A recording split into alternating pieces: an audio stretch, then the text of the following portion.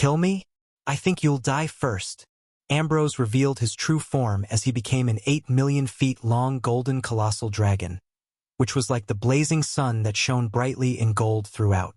To be more accurate, it was a golden primordial colossal dragon king. Among the dragons, the ancient colossal dragon was comparable to a true god, the ancient colossal dragon king was comparable to a lesser deity, the primordial colossal dragon was comparable to an intermediate deity, while the primordial colossal dragon king was comparable to a higher deity. Ambrose was now a high-level higher deity, a high-level primordial colossal dragon king. Boom! An intense surging dragon might expanded into the surroundings, reaching millions of kilometers away. Every living thing within this area was alarmed. Roar! Ambrose roared furiously at the sky as sound waves blasted across the sky. The skies could not withstand it anymore as it began to break up and separate into pieces. In an instant, a black hole formed in the million-kilometer radius with Ambrose at the center. Ambrose stood in the middle of the black hole and glared at Meng Lei with murderous intent and overflowing hatred rolling in his eyes. I'm going to rip you into a million pieces, worm. Ambrose raised his claw larger than Mount Everest and crashed it down with the momentum to turn Meng Lei into a bloody mess. Retreat! Everyone retreat at once. The lava goddess' delicate face turned pale. Retreat to a safe distance at once, she yelled. The goddesses flitted afar immediately. They were only mid-level higher deities, and if they were too close to Ambrose that had gotten serious, they might die in vain as collateral damage. Ambrose has gotten serious now. He's completely enraged. The lava goddess said coldly. This fellow is in deep trouble now. He'll get killed for sure. I hope that he'll be fine.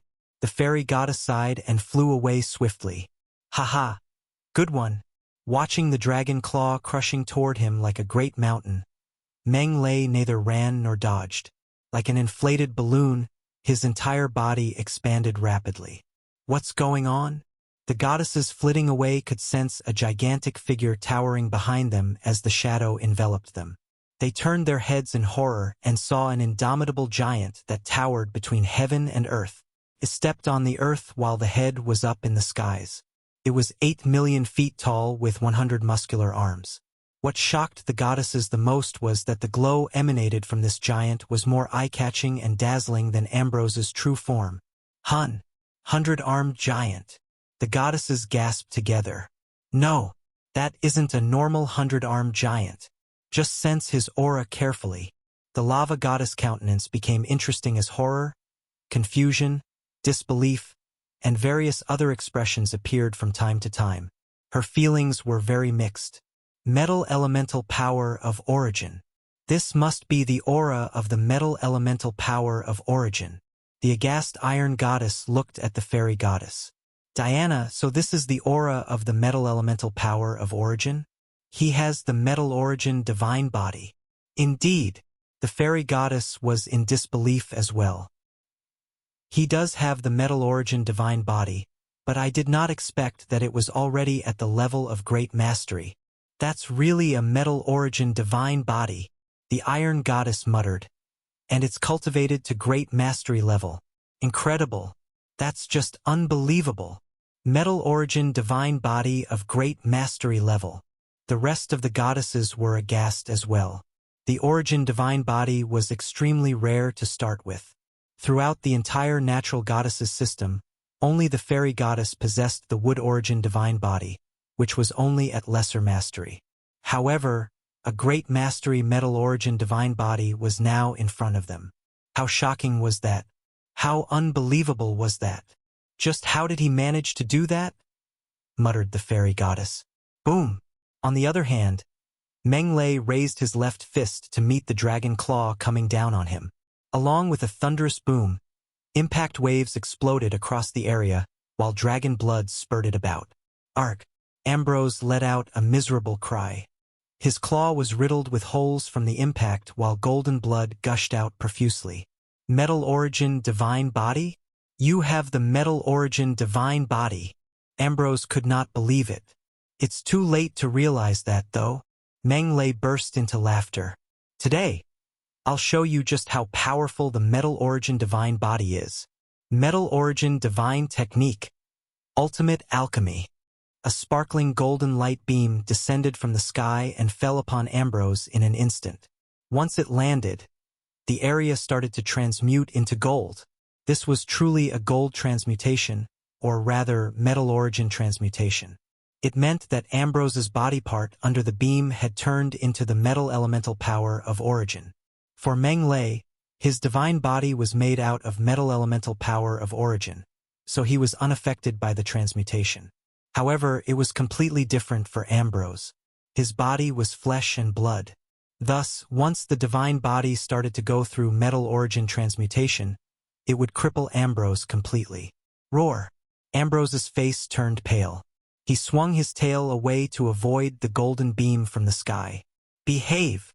Meng Lei appeared before the dragon's head and punched rapidly with his 100 arms. After some battering, Ambrose's scales were broken up into bits while he bled from all 7 of his facial orifices. Ultimate alchemy. Meng Lei caught hold of Ambrose's head as another golden beam of light came down, enshrouding Ambrose's head completely this time. Buzz! Ambrose struggled desperately with all his might, but it was in vain. Meng Lei was holding him tightly. No matter how much force he used, and however he tried to move, Ambrose could not move. He could only watch the golden beam enveloping him completely. Perfect! Once Ambrose's head had gone through the metal origin transmutation process, Ambrose became useless. His brain had just transmuted into gold, after all. Mr. Ambrose, you just never dreamed of reaching this stage today. Am I right? Meng Lei reverted to his human form and stood on top of Ambrose's skull. I won't let you off even if I become a ghost. Being unable to speak normally, Ambrose could use his divine spirit to communicate his endless hatred. Become a ghost? That can only happen if you even get the chance to. Meng Lei sneered. Don't worry, I'll make sure that your divine spirit dissipates. By then, you won't even get to become a ghost, not to mention taking any revenge. Ambrose was shaking as chills coursed down his spine. If it were anyone else, they would probably show mercy due to his status.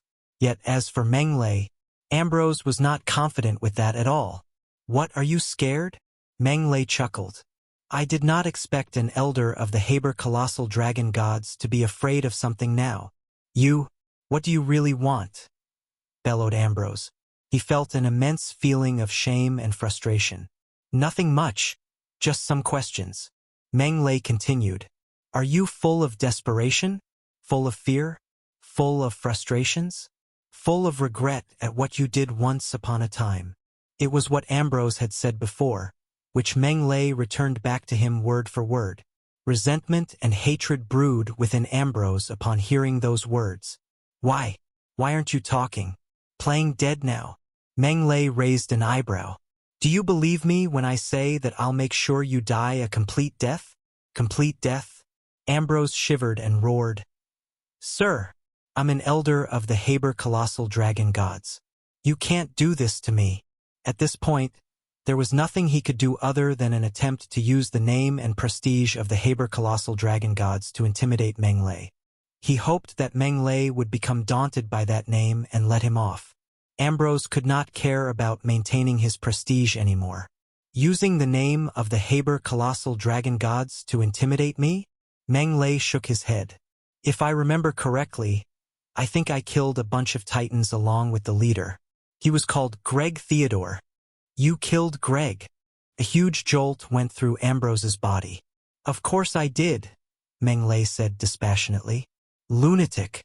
You're a lunatic. Ambrose's voice became hoarse. Greg was the child of Lord Gaianos. He'll never, ever let you off. Gaianos?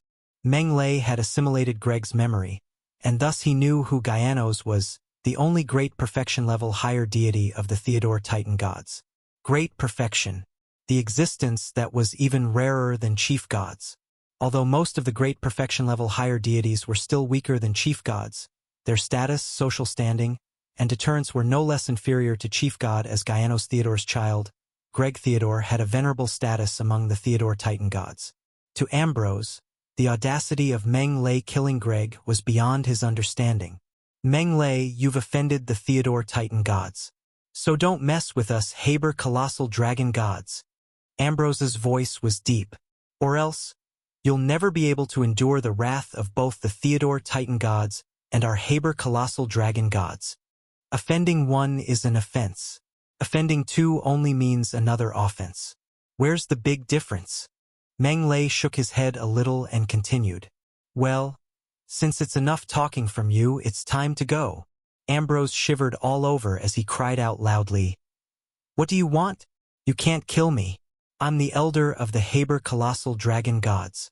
If you dare kill me, they won't let you off the hook at all. Your time has come, and you won't be alone.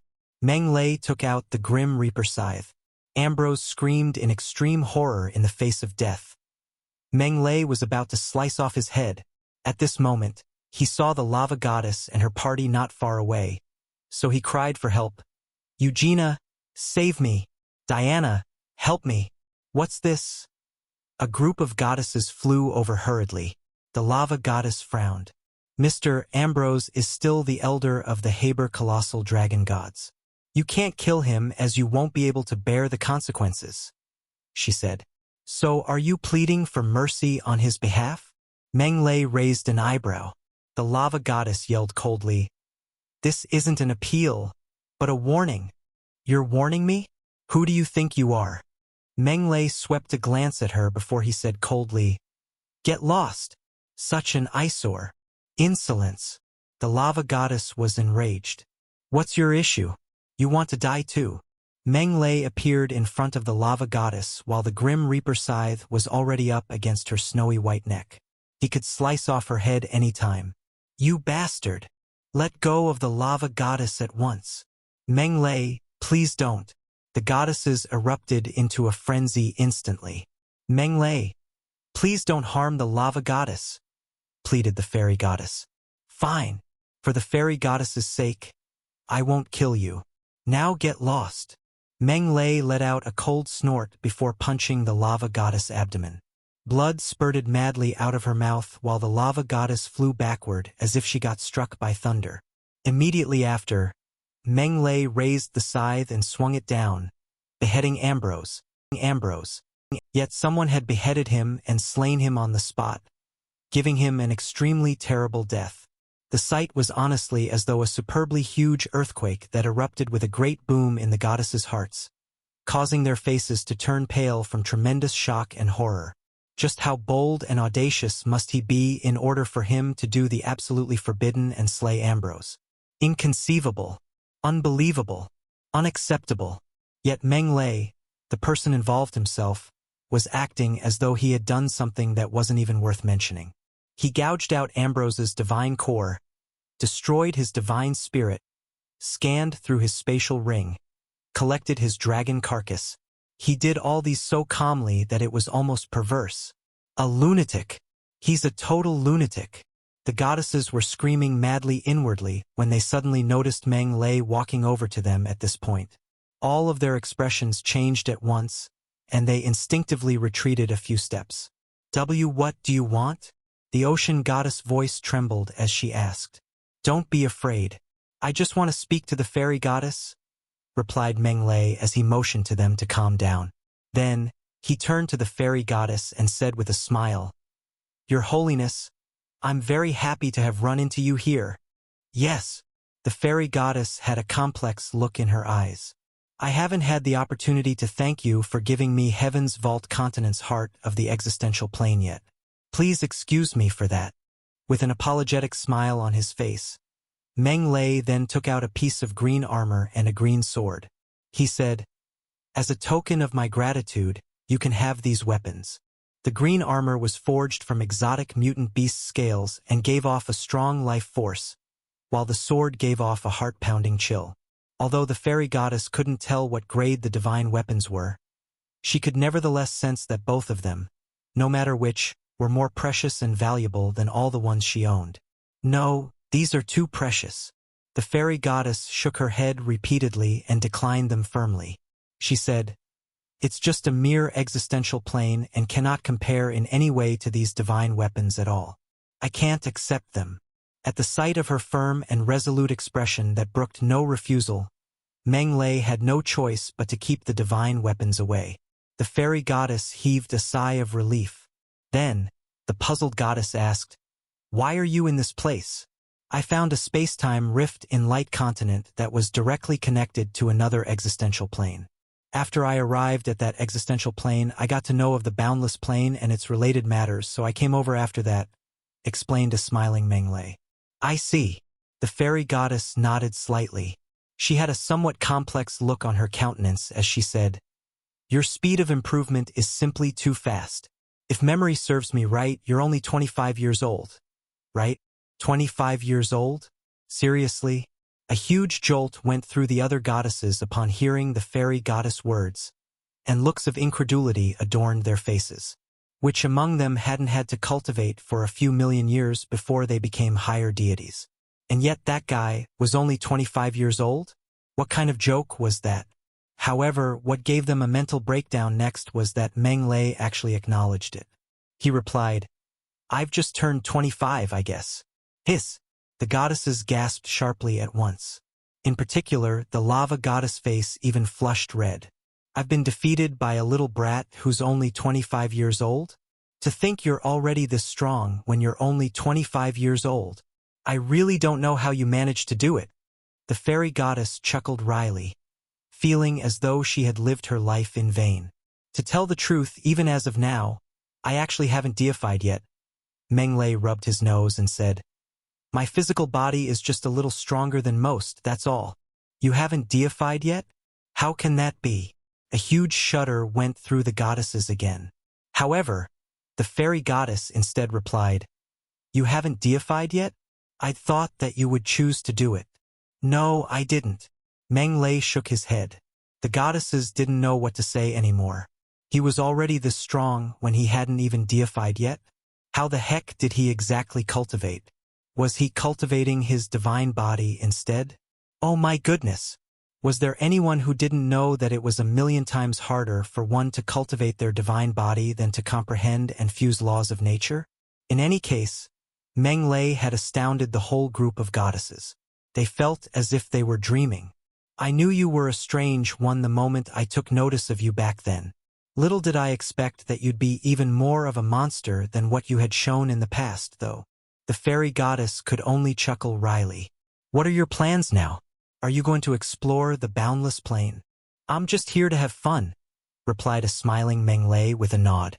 Then, he suddenly said rather embarrassedly, "Your Holiness, I have a favor to ask of you. I hope you can fulfill it for me." The fairy goddess was taken aback for a moment before she replied, "Tell me about it. I'd like a drop of your blood." Meng Lei's eyes shone brightly as he spoke with a look of anticipation. The fairy goddess had a wood-origin divine body. Since he'd bumped into her today, he couldn't pass up the opportunity, of course. "What do you want my blood for?" The fairy goddess was bewildered. "I have great use for it." Meng Lei feigned a mysterious smile and said, "Don't worry. I won't take it for free." "All right, I guess." Although the fairy goddess was puzzled and confused, it was just a drop of blood anyway. It wasn't a big deal. Meng Lei brought out 3 divine weapons after he took the drop of blood from her. Apart from the armor and sword from just now, there was also a ring that gave off divine spirit energy waves. These 3 divine weapons come as a set.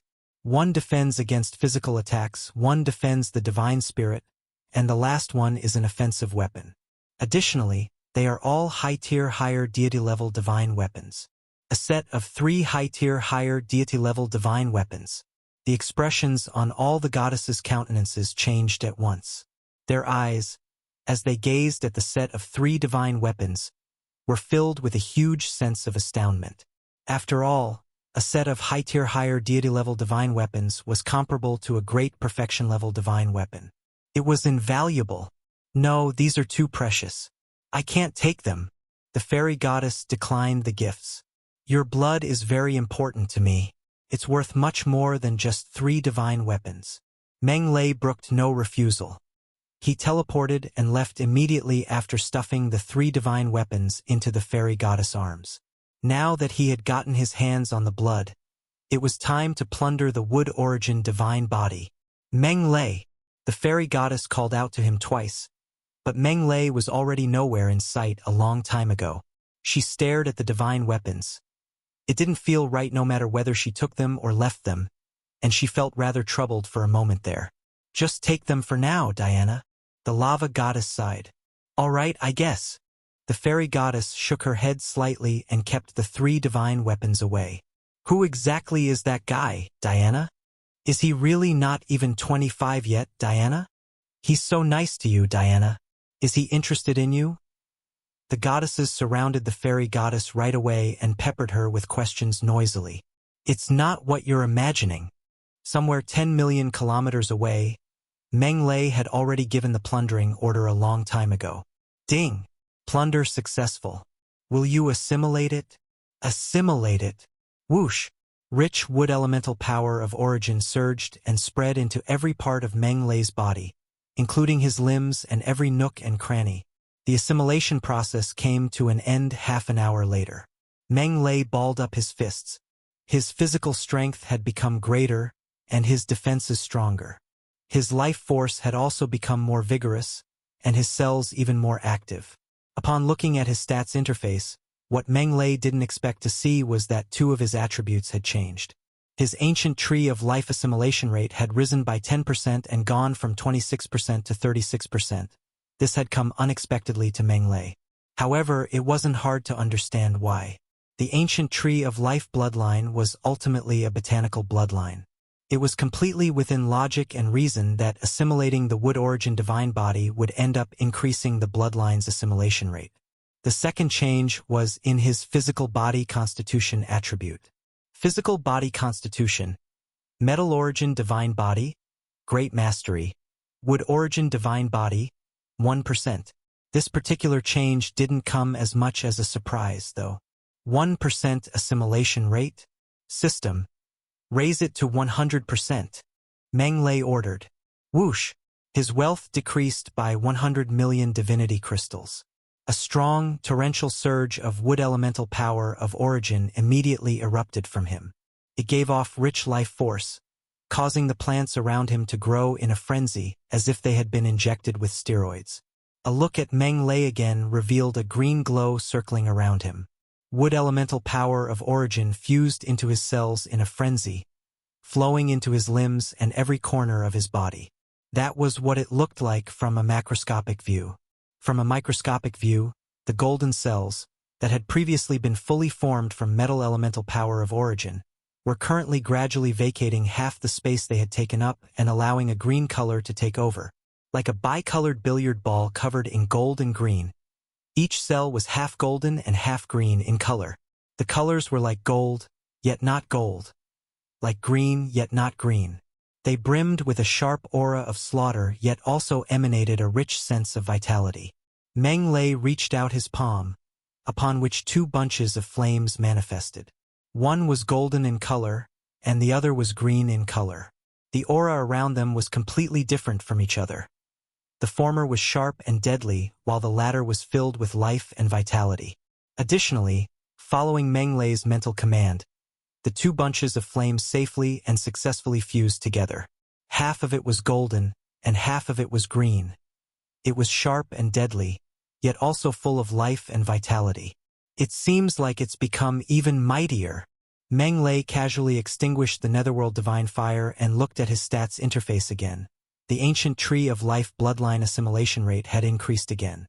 This time, it had increased by a whole 30% and gone from 36% to 66%. What an astonishing increase this was. One must know that because the ancient tree of life bloodline was an ancient god bloodline, boosting it by every 1% required 100 million divinity crystals. Now that it had increased by 30%, this meant that Meng Lei had managed to save 3 billion divinity crystals. What a huge bargain that was. I feel like my divine body has also strengthened greatly. I wonder how far it has gone. A puzzled Meng Lei asked, System, how much does it cost to enhance my divine body? Ding! The host's divine body is currently on par with that of a high-level higher deities, and will rival that of a great perfection level higher deities after enhancement. Enhancement cost is estimated at 4 billion divinity crystals, replied the system coldly. Meng Lei was a little disappointed upon hearing the system's response. To think his divine body still hadn't reached great perfection level yet, even though his wood origin divine body had already attained great mastery level. However, the enhancement cost had certainly decreased from the previously quoted 12 billion divinity crystals to the current 4 billion divinity crystals. From this, one could see that Meng Lei's divine body had indeed improved by a great deal. Meng Lei was just about to give the order for enhancement when he suddenly noticed the 66% ancient tree of life bloodline assimilation rate out of the corner of his eye. A thought involuntarily occurred to him.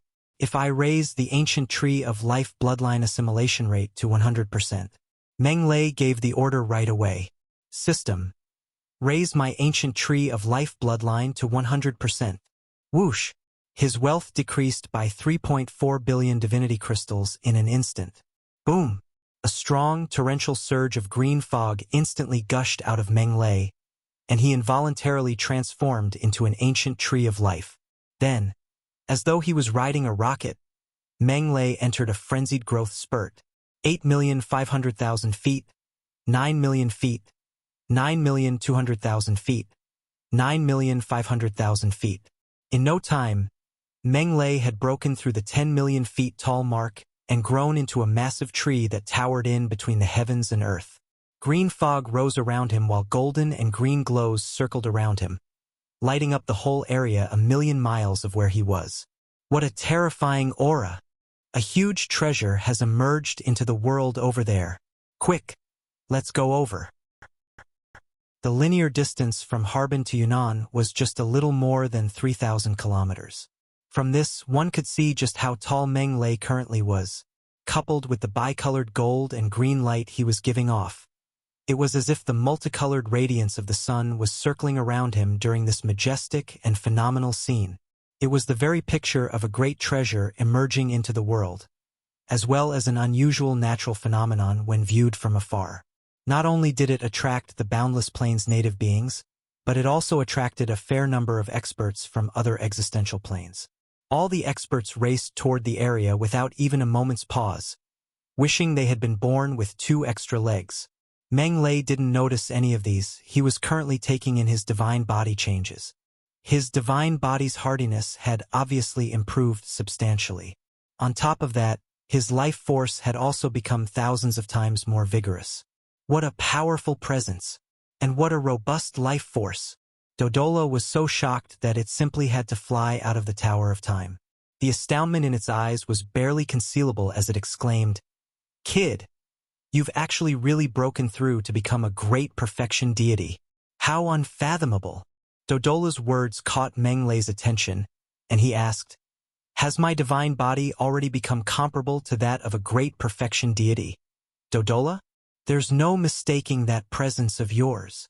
Dodola nodded repeatedly and said, "Even though I've long since been acquainted with your ability to inexplicably power up, I still can't help but become astounded as I watch with my own 2 eyes you grow step by step into what you are now. Ha ha ha. Haven't you gotten used to it yet?" Meng Lei then looked at his stats interface. Host: Meng Lei race.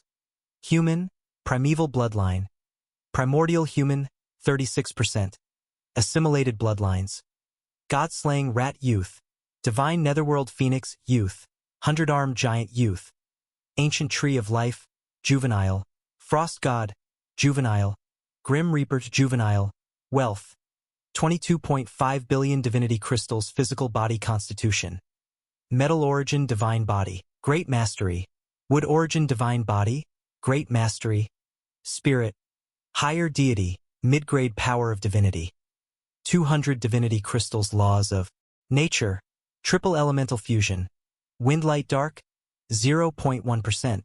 Metal wood earth, 0.1%. Earth wood thunder, 0.1%. Metal dark ice, 0.1%. Earth water metal, 0.1%. Quadruple-Elemental fusion. Ice metal dark fire, 0.1%. Earth water fire light, 0.1%. Innate special abilities.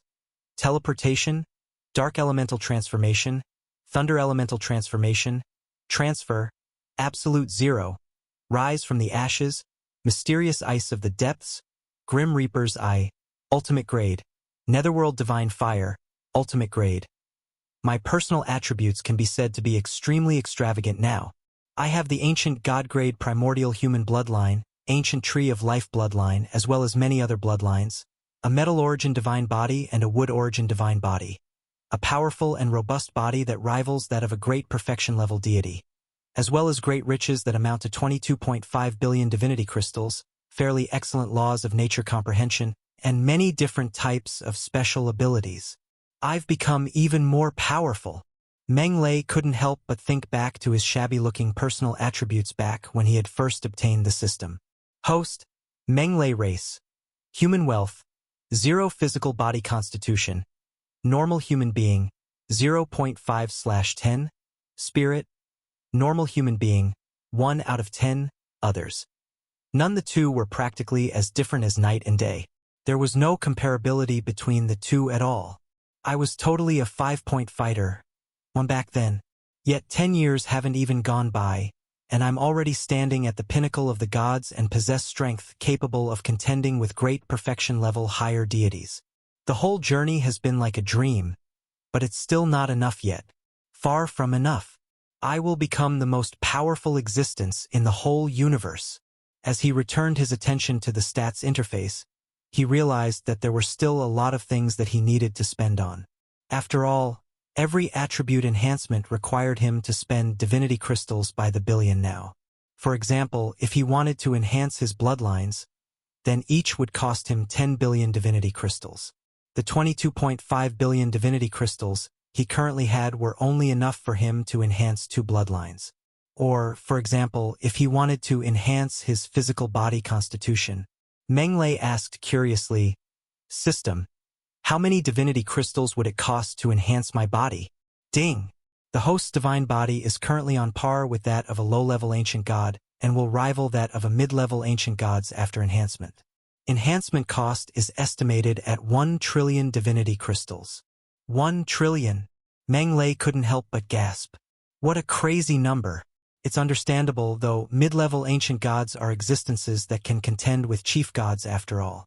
Great perfection deities were also known as ancient gods. This was an amazing and miraculous cultivation stage because powerful ancient gods were capable of contending with chief gods. Mere ancient gods were definitely no match for chief gods. However, things would be completely different for ancient gods who had comprehended supreme laws of nature. They were fully capable of contending with chief gods. Take the chief god of time, for example. Although the chief god of time had only comprehended some time-based laws of nature, he had been able to contend against the weakest chief gods, and the weakest in question here was referring to lesser chief gods. If the chief god of time's prowess in time-based laws of nature had become higher and higher, he would also have become more and more powerful, and he would have been able to contend against an intermediate chief god. In fact, he would have been able to contend against a higher chief god. To be more accurate, the power comparison between an ancient god and a chief god was as follows. Low-level ancient god, 0, chief god, mid-level ancient god, superficial, equals lesser chief god. High-level ancient god, half, equals intermediate chief god. Supreme ancient god, full, equals higher chief god. The 0, superficial, half, and full terms here indicated the ancient god's degree of comprehension in supreme laws of nature. Indicated weaker than while equals indicated on equal terms with. Strictly speaking, the ancient god system was actually the true cultivation system that all the deities in the void had to go through. In ascending order, the system went as such: mortal, saint domain, half-deity, true god, lesser deity, intermediate deity, higher deity, low-level ancient god, mid-level ancient god, high-level ancient god, supreme ancient god. As for chief gods, they were but just a group of lucky ones that had the fortune to obtain a chief god divine core. It was because they had assimilated chief god divine cores that the chief gods managed to climb on top of all the deities. That was how the chief god stage that stood on top of all the deities in the void had forcibly come into existence. But in reality, it was impossible for one to attain chief godhood through cultivation. No matter how hard deities cultivated, the most they could ever be were just ancient gods and not chief gods. Only those that had assimilated chief god divine cores could become chief gods. My current body is comparable to that of a low-level ancient god, in other words, an ordinary great perfection higher deity. If I go through another bout of enhancement, it'll become like a mid-level ancient gods. Meng Lei muttered to himself. A mid-level ancient god is comparable to a lesser chief god. TSK, TSK. A lesser chief god, that's an existence that truly stands at the pinnacle of the gods. Therefore, although the 1 trillion divinity crystals price was certainly ridiculous, it was also completely understandable. After all, this was a chief god they were talking about here. Of course, while understandable, this didn't mean that Meng Lei was willing to fork out that much money. Perhaps attaining the same result via comprehending supreme laws of nature instead would be much cheaper? Meng Lei suddenly asked, how many great perfection experts are there in total in the vast universe? Not many. Dodola shook its head slightly and said, there are no more than 100 real great perfection deities in the vast universe. They are rarer than even chief gods. Real great perfection? Meng Lei was puzzled by Dodola's answer. By real great perfection, I'm referring to the higher deities that have comprehended 5 basic types of laws of nature and fully fused them into one. Dodola emphasized, there are no more than 100 of such great perfection deities. Of course, if we're talking about pseudo-great perfection deities like you instead, then there are a ton of them out there. Pseudo-great perfection deities? Black lines filled Meng Lei's forehead. The so-called pseudo-great perfection deities are higher deities that possess great perfection-level combat power, but do not possess the corresponding state of cultivation. A smiling Dodola said, for example, those whose bodies are comparable to great perfection deities, those who own chief god-level divine weapons and equipment, or other existences whose combat power is comparable to a great perfection deities. To sum it up, there are many pseudo-great perfection deities that lack the great perfection state of cultivation itself, but possess combat power comparable to a great perfection deities in the void. I see. Meng Lei nodded slightly. Then he asked, what about great perfection deities that have comprehended supreme laws of nature? How many are there? That's simply too rare. Dodola shook its head and said, I told you, there are no more than 100 real great perfection deities in existence, among whom there are even fewer that have comprehended supreme laws of nature. Aside from the fact that it's extremely difficult to comprehend supreme laws of nature, another important factor is that the 5 basic types of laws of nature that they've comprehended, because of their natural aptitude, are not the right ones. Meng Lei had no words for that. Choosing any 5 of the 10 basic laws of nature to fuse together would lead to a total of 252 fusion combinations. This meant that there were theoretically 252 types of great perfection deities. However, only 5 fusion combinations led to the formation of supreme laws of nature at the moment. Time-based laws of nature. Thunder, fire, wind, light, and dark. Spatial laws of nature. Metal, wood, earth, water, and fire. Life laws of nature. Earth, wood, thunder, light, and water. Destruction laws of nature. Thunder, ice, metal, dark, and fire. Death laws of nature. Metal, dark, ice, wind, and earth. As of now, it was still unknown whether or not supreme laws of nature could form from other fusion combinations because no one had attempted it yet. After all, there were only no more than 100 real great perfection deities in existence. However, it wasn't hard for one to imagine that it must definitely be impossible to comprehend supreme laws of nature through most of the fusion combinations. Had it been possible, people would already have comprehended them a long time ago. This led to many great perfection deities' inability to comprehend supreme laws of nature at all, simply because the 5 basic types of laws of nature that they had fused together was incorrect in the first place.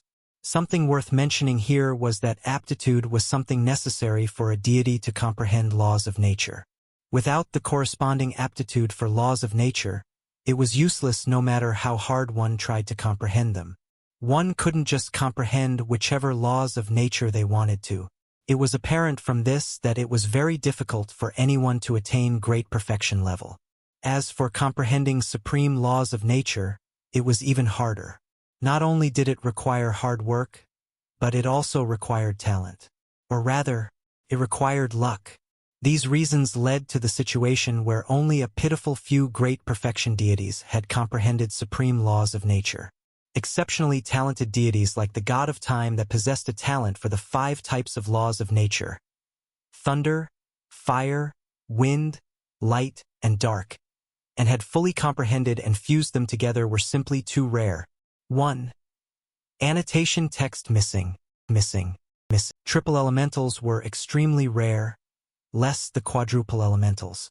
As for the quintuple-elementals, they were 1 in a billion, and those that possessed the required 5 elements for the supreme laws of nature were even rarer. Of course, there were also other reasons like possessing the talent, but they had no chance to cultivate or dying prematurely and so on. These reasons made higher deities of great perfection level who could comprehend the supreme laws of nature so rare. They could be counted by one hand. Dodola sighed. They said there is always a way out. The heavens allowed ordinary living things to cultivate to great perfection level, but this opportunity is way too slim. Indeed, that's just almost impossible. Meng Lei nodded. This shows how great the god of time truly was. Duh!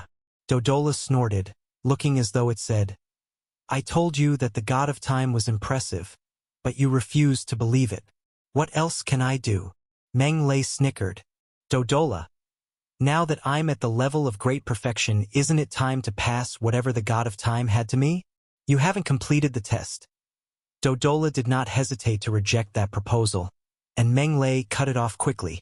It's better to offer timely assistance than to put the icing on the cake. By the time I become a chief god, I might not appreciate your gift if you decide to hand over that wealth. That was true, no matter how impressive the god of time was. It was only on par with a lesser chief god. How much wealth would it possess? It was at most approximately the same as a lesser chief god, which would be a lot for Meng Lei currently. However, as Meng Lei advanced further, this wealth would depreciate infinitely. If Meng Lei became an intermediate chief god, or further up to a higher chief god, he would no longer be satisfied by that wealth of the god of time. An icing to the cake was not comparable to providing timely assistance. Hence, now was the best time to give him that wealth. Dodola was smart as it understood the key to it immediately. Wow! So now you're starting to dare threaten me already. Threaten? How was that threatening?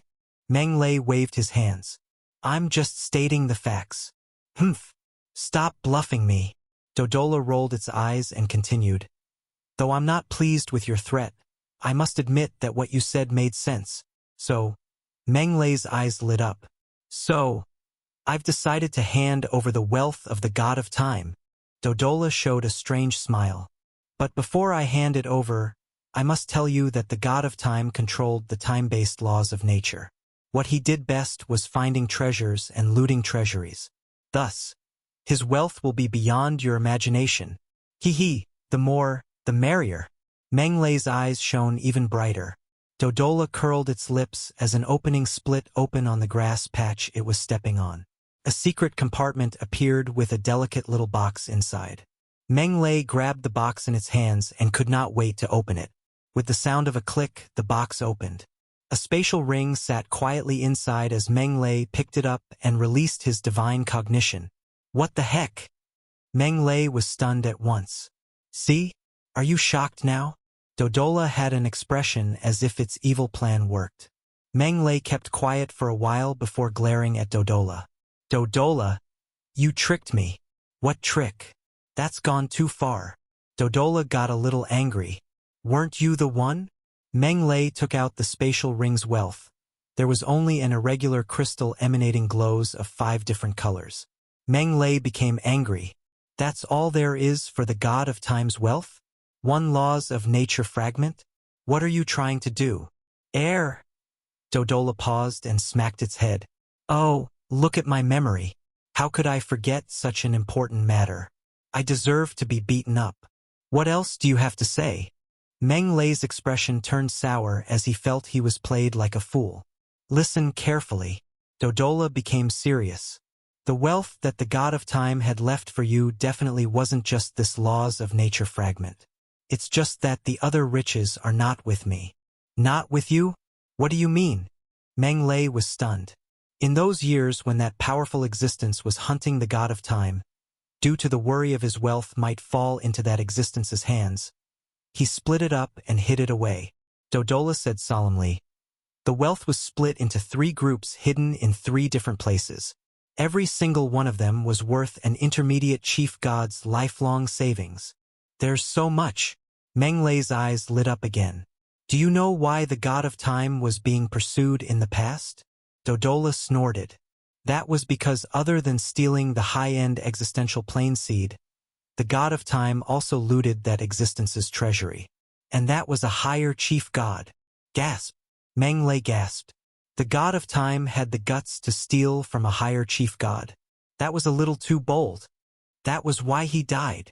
Dodola got a little emotional. You must learn that lesson and never end up the same way as him. No need to worry. I'm really afraid of death. Without enough capabilities, I'll never instigate something with anyone more powerful than me. Meng Lei shook his head. Oh yes. Where were the 3 sets of wealth hidden? 2 are pretty far. Let's not mention them yet, Dodola said. The nearest from here is in the Opus Mountains in the Thunderbolt Divine Realm. Thunderbolt Divine Realm. Meng Lei frowned in an instant. It's over there. Now this is rather troublesome. But it should be fine if I do a makeover and leave with that set of wealth. It's not much of an issue for you. Dodola nodded. Meng Lei had many bloodlines. As long as he could enter the Thunderbolt Divine Realm secretly, who would recognize him? Once this trip in the Boundless Plane is over, I'll head to the Thunderbolt Divine Realm and retrieve those treasures. Meng Lei's eyes were sparkling. The wealth was similar to an intermediate chief god, so it was too much for him to miss out on. Before you go, you must comprehend the time-based laws of nature first. Dodola pointed to that piece of laws of nature fragment and continued. The 3 sets of wealth are hidden in time fluxes. If you have not yet comprehended the time-based laws of nature, you won't get those riches. Comprehend the time-based laws of nature? Meng Lei looked at the laws of nature fragment, which emanated glows of 5 colors. It was clearly a quintuple-elemental fusion laws of nature fragment.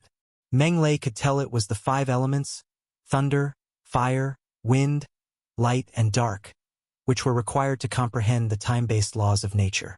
This quintuple-elemental fusion laws of nature fragment is the key to those riches. It will only be possible to obtain that wealth once you have completely understood the time-based laws of nature, Dodola said slowly. As long as I have the laws of nature fragment, anything would be easy.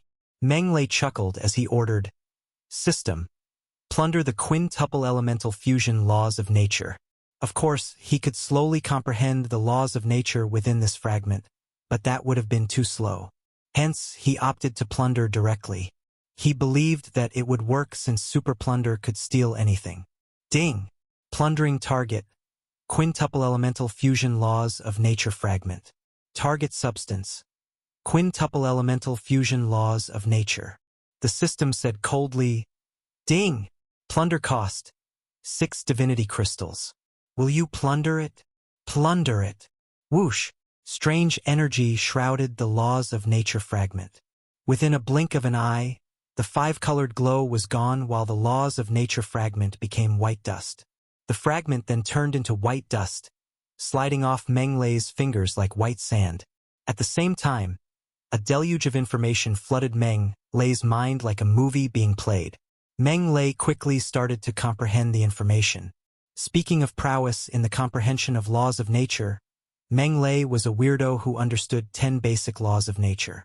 With just that, he was the only one in the entire universe who could do it. Other than that, he comprehended a few dozen double-elemental fusion laws of nature, 4 kinds of triple-elemental fusion laws of nature, and 2 kinds of quadruple-elemental fusion laws of nature. However, after comprehending so many laws of nature, Meng Lei had not yet been introduced to the quintuple-elemental fusion laws of nature. Since he met one here, he would naturally become serious in comprehending it. Quickly! The priceless treasure is over there. Faster, before others beat us to it. At that moment, a bunch of uninvited guests arrived. They were 1,000 feet tall, wearing golden armor and holding giant axes or hammers. while they appeared to have elephant heads and a human body. Each of them emitted a savage, violent aura, just like gigantic humanoid elephants. Where's the priceless treasure? Where is it? These elephant men moved around swiftly, but they could not see the priceless treasure. Instead, they saw Meng Lei, who had returned to his human form, making them mad. Damn it!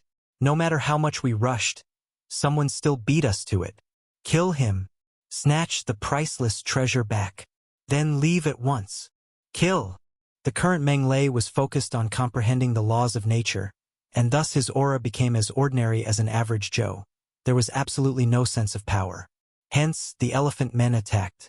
They drew their giant axes and war hammers and swung at Meng Lei, aiming to end things quickly by killing Meng Lei and leaving immediately.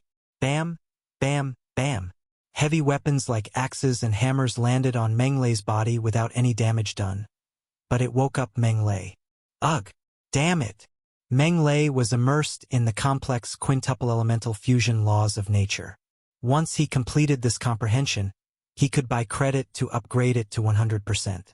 By then, he would have completely comprehended the quintuple-elemental fusion laws of nature and achieved a great perfection-level domain. A great perfection-level divine body and a great perfection-level domain would make Meng Lei a true great perfection expert. Such a wonderful thing. Interrupted as he was woken up. Meng Lei suddenly had a feeling of destroying everything. King bastards. How dare you all spoil my comprehension process? All of you deserve death. A raging aura exploded like huge tidal waves. Rumbling sounds echoed as the elephant men who attacked him were thrown away instantly. Ugh! All of them were coughing up blood incessantly as horror peaked among them. What a terrifying aura! T. We've run into the wall this time. Run. Just run. He's too powerful. At their cultivation level, they were not dumb. They knew that Meng Lei was not someone they could mess with once they finally sensed Meng Lei's true aura. And so they ran. Escape? Come here. The god's domain spread out and imprisoned every elephant man. Meng Lei raised his palm and slapped each of them like flies. Crack, crack, crack. All the elephant men exploded. Meng Lei's rage would lead to the heaven fall and the earth rend. Crack, crack, crack. Each elephant man was smashed into a bloody pulp as over 30 clouds of bloody mist combined for an incredibly bloody scene. A bunch of trash. Meng Lei kept the elephant men's bodies and separated their divine cores before he destroyed their divine spirits amidst petrified begging sounds. Ding! One giant elephant man killed. 920 million divinity crystals gained. Ding! One giant elephant man killed. 64 million divinity crystals gained. Ding! One giant elephant man killed. 62.5 million divinity crystals gained. Ding! The giant elephant gods were one of the 10 great godly clans who enjoyed the same status as the colossal dragon gods, the titan gods, the angel gods, and the frost gods. Meng Lei might be cautious in the past, but he would not think much of them now. At present, Meng Lei held his breath in concentration before he continued comprehending the laws of nature flooding into his mind. However, like a leaking house caught in an overnight rain, misfortune rarely came singly as another group of uninvited visitors arrived shortly. They wore milky white armors, with huge swords of light and 4 pairs of snowy white feathered wings. They emanated a holy aura. Angels, they were all 8-winged angels. Where's the great treasure? The phenomenon disappeared too. He must have taken the treasure. Whoosh! The 8-winged angels swept their glances toward Meng Lei as murderous intent flashed across their eyes. That unusual phenomenon was so mythical that the treasure must be extraordinary. Hence, it attracted them here. Yet now, the treasure was nowhere to be seen. Meng Lei's presence here must have meant that he got that treasure. Kid, hand the great treasure, and we can let you live. The leading 8-winged angel bellowed coldly. That was Rod Gabriel, an elder of the Gabriel angel gods in the Thunderbolt divine realm. He was also a highest-order angel seraph. However, Meng Lei ignored him as he focused on understanding the quintuple-elemental fusion laws of nature. Rod Gabriel's face became awful. Just as he was about to get mad, another eight-winged angel said suddenly, "Oh no! Someone else is here." Rod Gabriel looked in another direction and saw a group rushing toward their direction. He recognized them instantly. Damn it! It's the Behemoth gods. These smelly chimpanzees are attracted here too. The Behemoth gods. A commotion erupted among the angels. "Elder, what do we do now? The great treasure is ours, and no one shall snatch it away from us." Rod Gabriel yelled. "Protect him, and don't let these monkeys take him away no matter what." "Yes, Elder." The other angels replied with an affirmative as they surrounded Meng Lei to yes, protect him. "It's you." The behemoths of the Behemoth gods arrived shortly. They frowned once they saw the Gabriel angel gods. They were 1,000 feet tall. Their golden fur stood up like steel needles, and their solid muscles were bulging like rocks that were full of explosive strength. "So it's the hypocritical birds." The leading golden behemoth had a sour face. "And it seems that the priceless treasure has fallen into your hands?" His name was Ludwig Behemoth, an elder of the Behemoth gods in the Thunderbolt divine realm, a powerful high-level primordial behemoth king. "Of course," Rod Gabriel sneered. "The great treasure is already ours, Ludwig. Why don't you leave since you came late?" Ludwig's heart sank a little. The unusual phenomenon that came with the arrival of the treasure happened not long ago. Yet, these birdmen were quick to beat them to such an extraordinary treasure. "But, since we're here, why should we return empty-handed?" With that thought, Ludwig replied coldly, "Rod, since the commotion over it was huge, the treasure must be extraordinary. Why don't you show everyone? The great treasure is ours, and it has nothing to do with you. If you don't wish to sever our relations, leave immediately." Rod Gabriel said coldly, "All I wanted was to have a glimpse of it." "Why so nervous?" Ludwig said indifferently. "There's a saying that all that catches sight of it should be entitled to a share. Since we're here already, we can't just leave empty-handed, right? What do you want?" Rod Gabriel's face darkened. "Bring out the treasure, and we'll split evenly." Ludwig let the cat out of the bag. "How about that? You really want to fight, do you, Ludwig?" Rod Gabriel said as rage mounted. "Rod, if you know what's good for you, hand the priceless treasure immediately." Ludwig's true intentions revealed themselves. "Or else, I don't mind leaving all of you lying around here. You foul monkey, you're too much. If you want the treasure that bad, let's see if you have the capabilities to snatch it from us." Rod Gabriel bellowed as a gigantic holy sword appeared in his hand. He pointed the tip at Ludwig, a cold glint flashing across the blade's surface. "We've not met for so long, and you've grown to be aggressive. Fine. I'll play this game with you today." Ludwig waved off the rest of the behemoths before he shot forward. "Come on, Rod. Let me see whether you have improved after all these years." "You're going too far," Rod yelled. He prepared to meet Ludwig with his sword. Just as a fierce battle seemed inevitable, Meng Lei opened his eyes suddenly. "Are you guys done already?" Meng Lei's voice was not too loud, but it was clear enough to be heard by everyone. The angels and behemoths looked toward him. "Who's there?" Both Ludwig and Rod stopped at the same time before their battle started, and they looked at Meng Lei with surprised looks. Meng Lei was furious, like a volcano ready to erupt any time.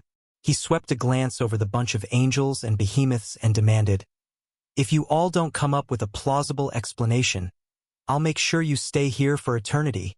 "Little fellow, who are you to speak to us like that?" Ludwig snorted coldly. "If the priceless treasure is with you, hand it over, or else I'll devour you alive." "Eat me? Aren't you afraid that you'll break your teeth?"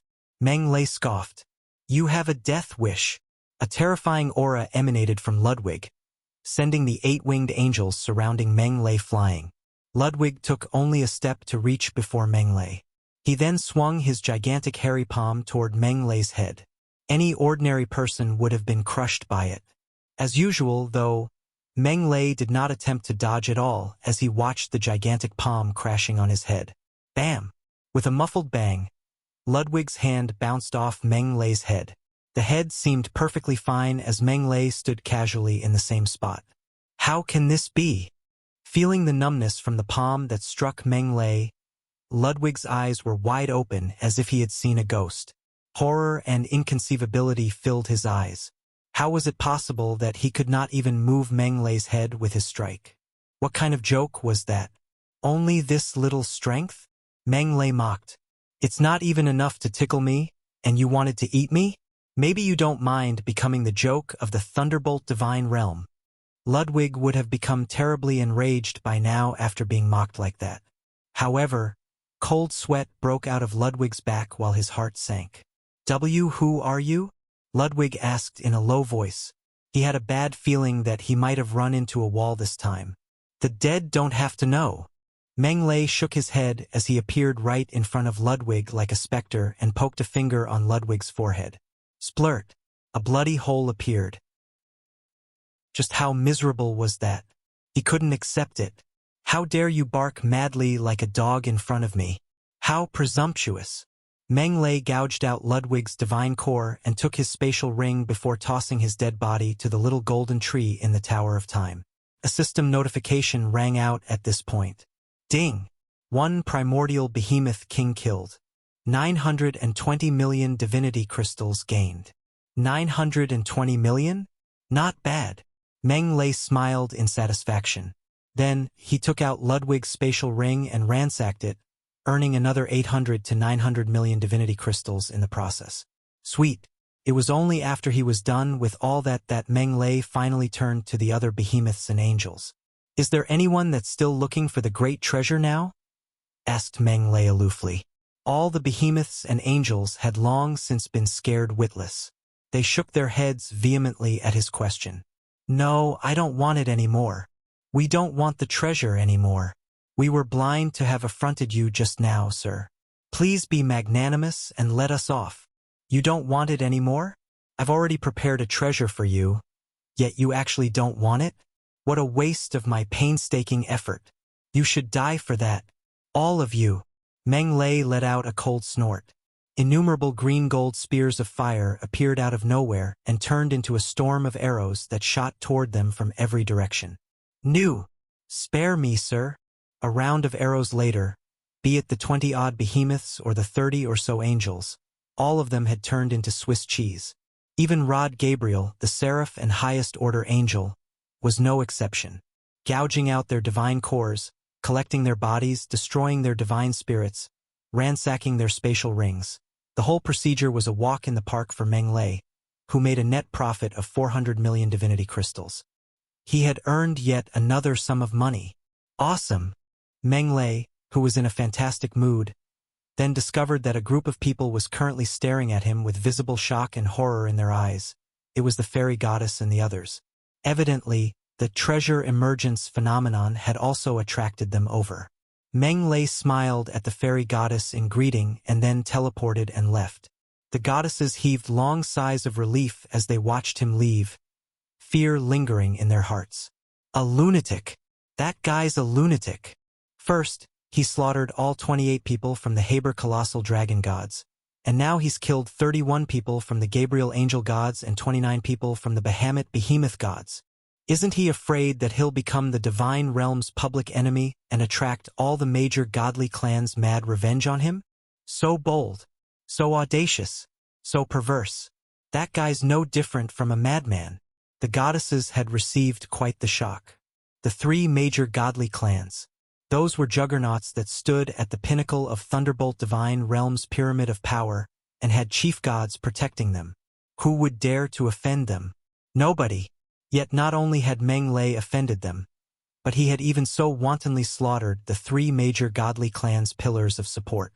Just how bold must he be in order to do something so crazy? Is he really only 25, Diana? Laws of nature. Double elemental fusion. Triple elemental fusion. Quadruple elemental fusion. Quintuple-Elemental fusion. Thunderfire wind light dark. 0.1%. System. Raise my Thunderfire wind light dark, Quintuple-Elemental fusion laws of nature assimilation rate. Ding!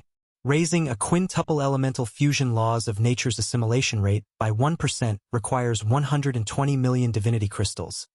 The system asked coldly, "May I know whether you'd like to raise it?" In other words, raising it to 100% requires 12 billion divinity crystals? Say no more, raise it. Whoosh! His wealth decreased by 12 billion divinity crystals in an instant. At the same time, a surging torrent of data gushed into Meng Lei's mind like waters from a breached dam and lashed furiously against his divine spirit flame. Fortunately, Meng Lei's divine spirit was powerful enough, and its storage capacity and operational capacity far exceeded what they had been in the past. Otherwise, he really might not have been able to withstand the impact and end up becoming mentally disabled. Even so, Meng Lei still felt giddy and dizzy as though back when he had stayed at an internet cafe for 3 days and 3 nights straight and ended up mentally exhausted to the extreme. Damn! To think there's actually such a vast amount of data. I can't handle it anymore. Meng Lei turned pale with fright and hastily barked, "System, enhance my divine spirit." Ding! The host's divine spirit is currently comparable to a mid-level higher deity's, and will rival that of a high-level higher deity's after enhancement.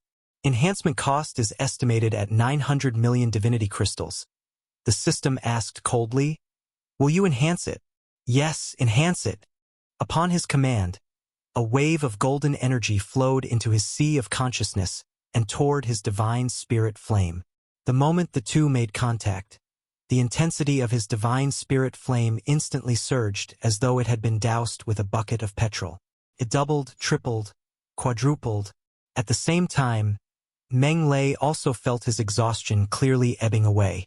His consciousness became clearer and clearer, and his woozy mind also gradually regained clarity. Phew! Meng Lei rubbed his temples as he remarked, "No wonder only great perfection-level divine spirits can fuse 5 types of laws of nature together. There's simply too vast an amount of data involved in the fusion." Meng Lei took some time to have a quiet rest. After a long while, when he had more or less recuperated, he finally began to look through the laws of nature information in his mind. Meng Lei wasn't disappointed.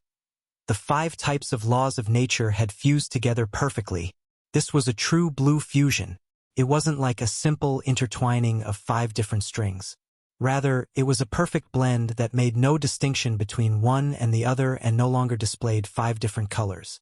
They had ultimately come together to form an all-new golden color, or rather, an all-new type of golden laws of nature. The all-new type of golden laws of nature was not as dazzling, resplendent, ostentatious, and sonorous as metal elemental laws of nature. Rather, it brimmed with an aura that was eternal, immortal, detached, and noble. An all-new type of laws of nature was born after the 5 types of laws of nature. Thunder, fire, wind, light, and dark were perfectly fused together. So, are these golden laws of nature time-based laws of nature? A thread of golden chains made out of laws of nature formed at Meng Lei's fingertip with a thought. It gave off a profound and enigmatic aura of time. Dodola had always paid close attention to Meng Lei at all times. At the sight of the golden laws of nature chains at his fingertip, it flew right out of the Tower of Time. Time-based laws of nature. That's time-based laws of nature. Dodola could hardly suppress its surprise and elation. It was so worked up that it nearly broke into tears. How many years has it been? I'm finally seeing time-based laws of nature. Is this time-based laws of nature, Dodola? Murmured Meng Lei softly, his agitation barely concealable. The dimensions rule over all, while time is honored above all. When life and death are absent, destruction shall reign. Dodola couldn't get any more agitated. It said, back then, Master had fused thunder, fire, wind, light, and dark elemental laws of nature into one and successfully gave birth to time-based laws of nature. It was exactly this type of subtle and understated eternal gold. I'll never mistake it for anything else. Time-based laws of nature, Meng Lei murmured as he glanced at the stats interface. The laws of nature comprehension column had indeed changed. Laws of nature, double elemental fusion, triple elemental fusion, quadruple elemental fusion, quintuple elemental fusion, Thunder, fire, wind, light, dark, 100%. Supreme laws of nature, time-based, 0.1%. Time-based laws of nature had been added to the stats interface. System, how many divinity crystals does it cost to raise my time-based laws of nature comprehension rate? Asked an excited Meng Lei. After all, an ancient god that had fully comprehended supreme laws of nature would become comparable to a higher chief god. A higher chief god. Just the thought alone was enough to make one unable to stop themselves. Ding! Raising time-based laws of nature assimilation rate by 1% would cost 50 trillion divinity crystals, replied the system coldly. 50 trillion. Meng Lei sucked in a breath of chilly air. Raising it by 1% would cost me 50 trillion divinity crystals? Oh my god. Doesn't that mean that I'll need 5,000 trillion divinity crystals to raise it to 100%? Meng Lei could only laugh wryly in response. Even though he had already expected buying credit for supreme laws of nature to cost an astronomical price, he nevertheless didn't expect it to be such a ridiculous price. 1 trillion equals 1,000 billion. This meant that 5,000 trillion would be 5 million billion. 5,000,000,000 billion divinity crystals. Meng Lei currently only had 16.5 billion divinity crystals. Couldn't even count as spare change for the sum of 5,000 trillion divinity crystals. Buying credit? To hell with buying credit. He had better just hurry up and make more money instead. But I'm already very satisfied right now after I managed to comprehend time-based laws of nature. Meng Lei let out a pent-up breath, his eyes filled with joy. I really didn't expect you to comprehend time-based laws of nature so quickly. Dodola had a complex look in its eyes, though it could hardly conceal its joy, too. Nevertheless, I'd still like to congratulate you. Haha, this is all thanks to the laws of nature fragment that the god of time left behind. An awfully delighted Meng Lei said, Thank you, O noble god of time. You can skip the thanks? Dodola shook its head and said, All I hope for is that you can do something for me when you've fully comprehended time-based laws of nature in the future. Revive the god of time? Asked Meng Lei as he raised an eyebrow. How did you know that? Dodola looked absolutely surprised. It had never brought up the matter to Meng Lei before in the past. I guessed it. Meng Lei smiled and said, Don't worry. If I really can revive the god of time, I'll definitely do it. Thank you, Dodola said sincerely. You're standing on ceremony too much. Meng Lei waved.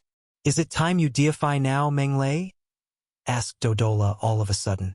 If you split off a time-based divine incarnation from yourself by using the time-based laws of nature that you've comprehended as a source of nutrition, that divine incarnation shall possess strength capable of contending with a lower chief god. Deify?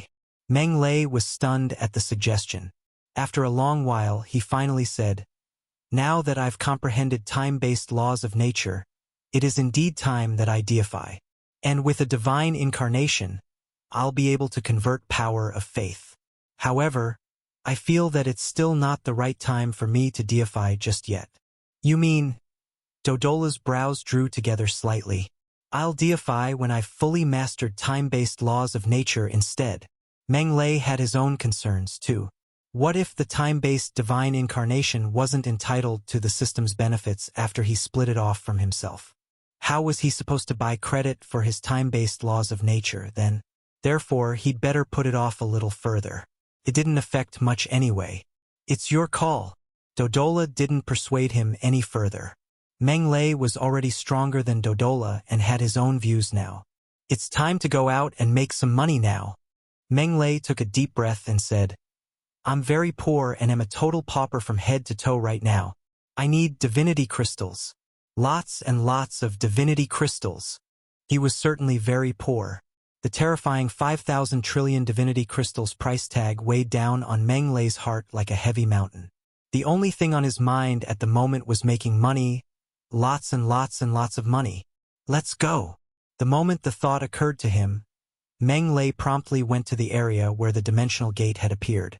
He intended to hunt the experts who were coming from Thunderbolt Divine Realm to the Boundless Plane. Unfortunately, the dimensional gate had actually vanished.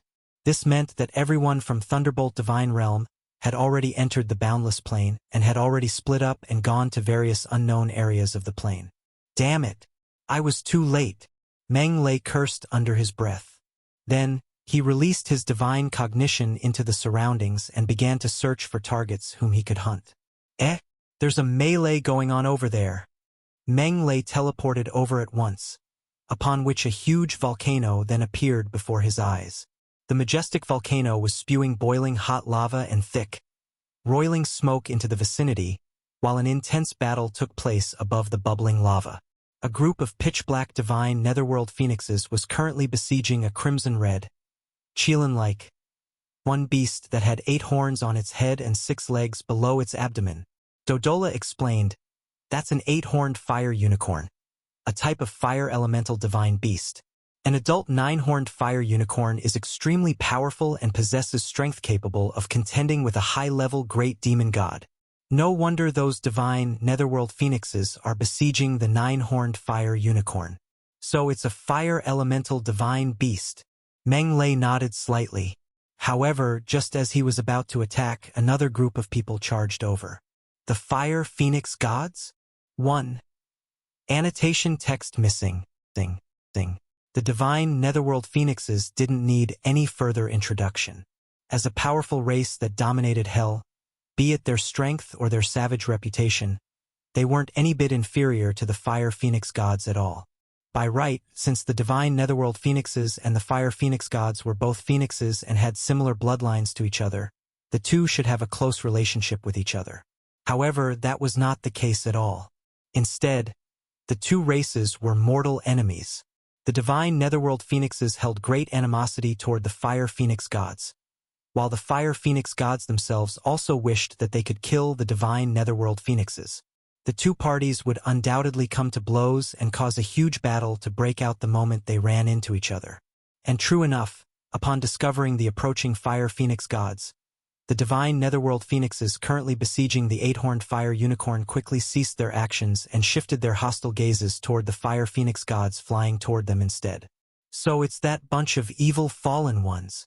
You hypocritical fire phoenixes. Intense sparks flew everywhere the instant the two parties made contact with each other, and they watched each other with feelings of animosity in their eyes. Tsk. Those two races have actually bumped into each other, Dodola said with great interest. Once the divine netherworld phoenixes and the Fire Phoenix Gods run into each other, they'll never stop until one party is dead. We're gonna have a good show now. A smiling Meng Lei asked, "Which of the two races is stronger, Dodola?" "Both of them are fire elemental divine beasts. The divine netherworld phoenixes have their netherworld divine fire, but the Fire Phoenix Gods' inextinguishable phoenix flames are also in no way inferior to the netherworld divine fire." Dodola clicked its tongue and concluded, "I reckon it's likely going to be a lose-lose fight.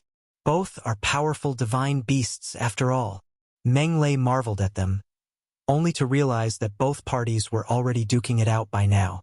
Energy blasts shot about, and flames sprayed everywhere as blood spilled and feathers flew all over the place. They've already gone straight to duking it out without even so much as foreplay. Just how great is the enmity between the two of them?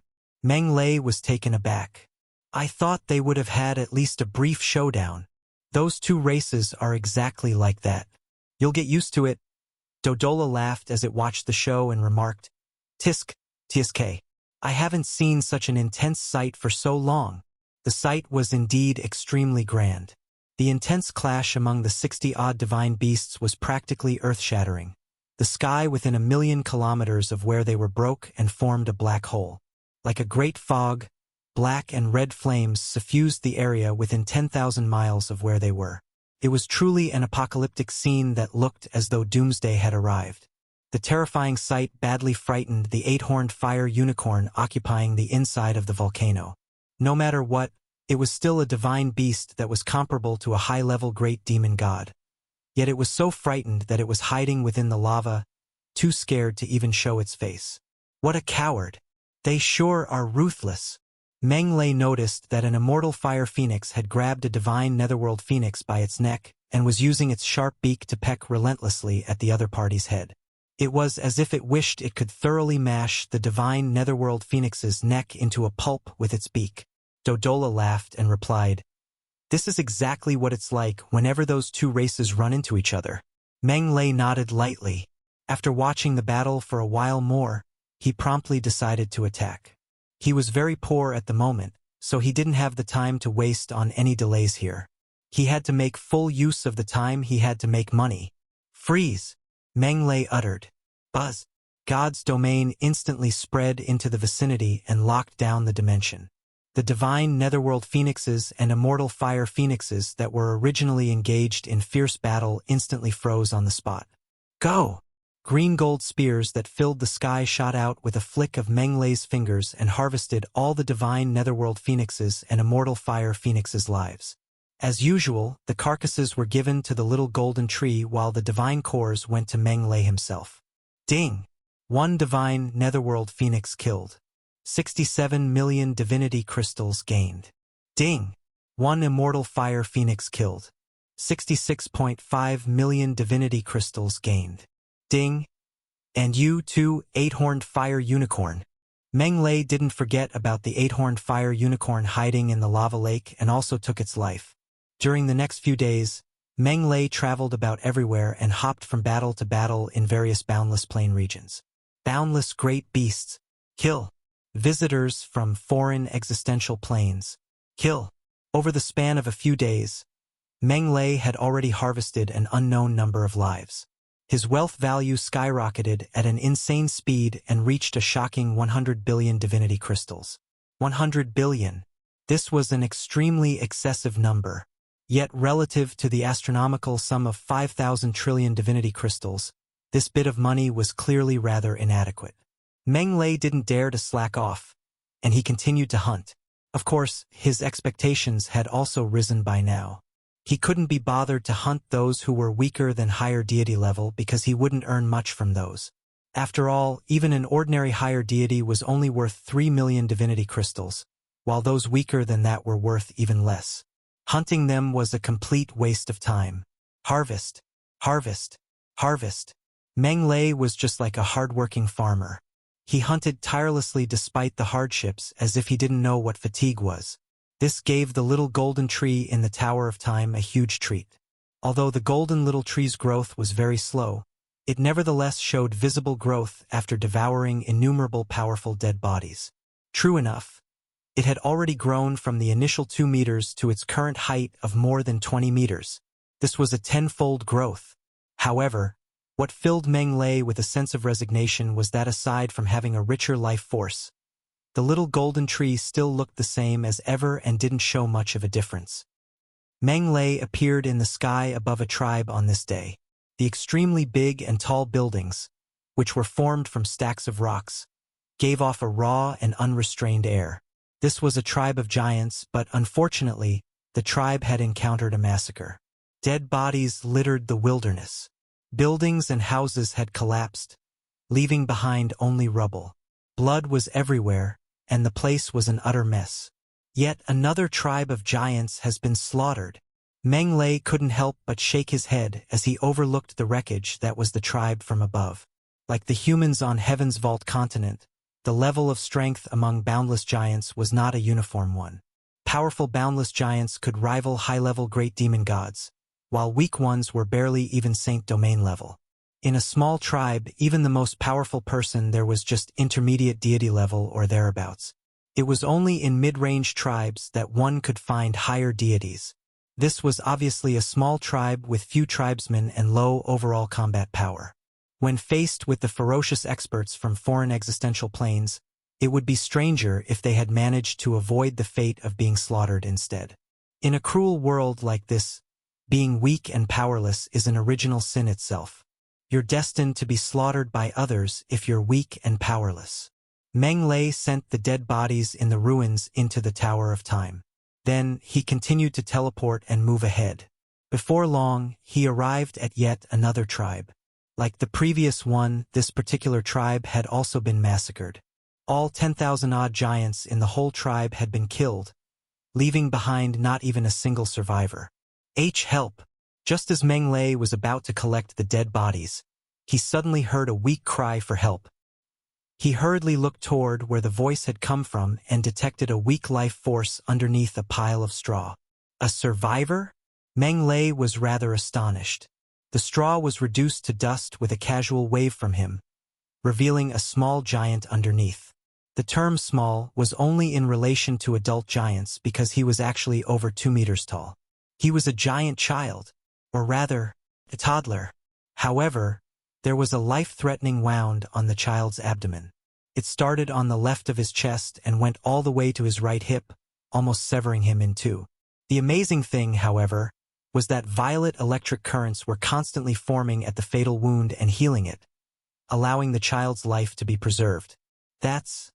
Meng Lei felt an extremely familiar sensation at the sight of the violet electric currents on the child, whereas Dodola had already let out an exclamation. "O God of time above! This is a Thunder Origin divine body. So it really is a Thunder Origin divine body." A huge jolt went through Meng Lei all over.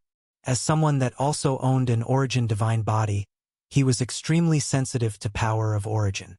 The moment he saw the violet electric currents, he had already realized that it was definitely also a form of power of Origin. Little did he think that it was really true.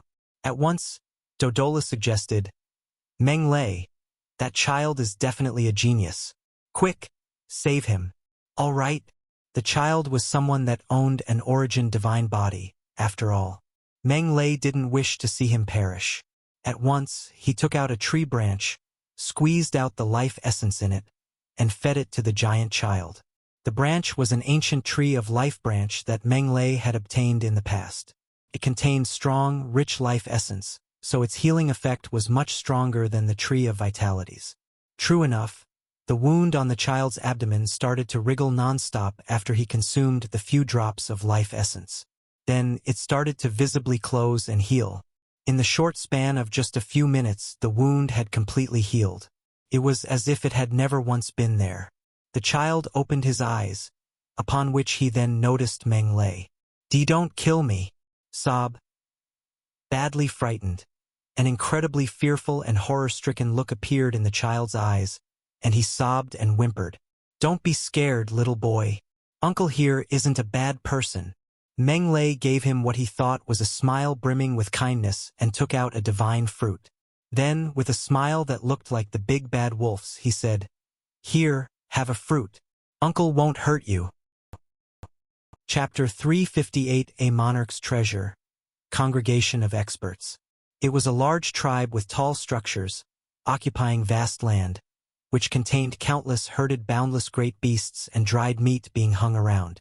It was a rare tribe in the boundless plain, where resources were aplenty while buildings were magnificent. Tragically, like other tribes, dead bodies littered the wilderness while most buildings had collapsed. It was evident that it had gone through a massacre. "These damn devils!" A giant gnashed his teeth as hatred was written all over his tender face. He was the giant child Meng Lei just saved, Samo. Cute name indeed. Men or women, old or young, were all slaughtered mercilessly. This is tantamount to the devil's descent. Meng Lei had great emotions. "Uncle, can you help me take revenge?" Samo looked at Meng Lei with hopeful looks in his eyes. "Revenge?" Meng Lei raised an eyebrow before saying righteously, "I have descended upon the boundless plain to destroy these extraterrestrial demons and save your world." Samo possessed the Thunder Origin divine body, and Meng Lei planned to bring him under his control. Hence, he needed to establish an image as a symbol of justice in Samo's heart. "Thank you, Uncle.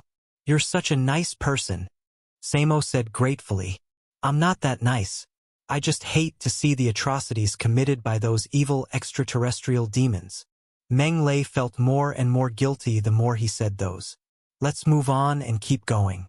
We must catch up to them as soon as possible." "Yes." Meng Lei kept the bodies with a wave of hands and continued his journey with Samo. After hurrying for the entire trip, they finally reached another tribe of giants. However, this tribe was suffering from the most horrific disaster in their history at that very moment. A bunch of colossal dragons had descended upon this tribe, carrying out their inhumane massacre.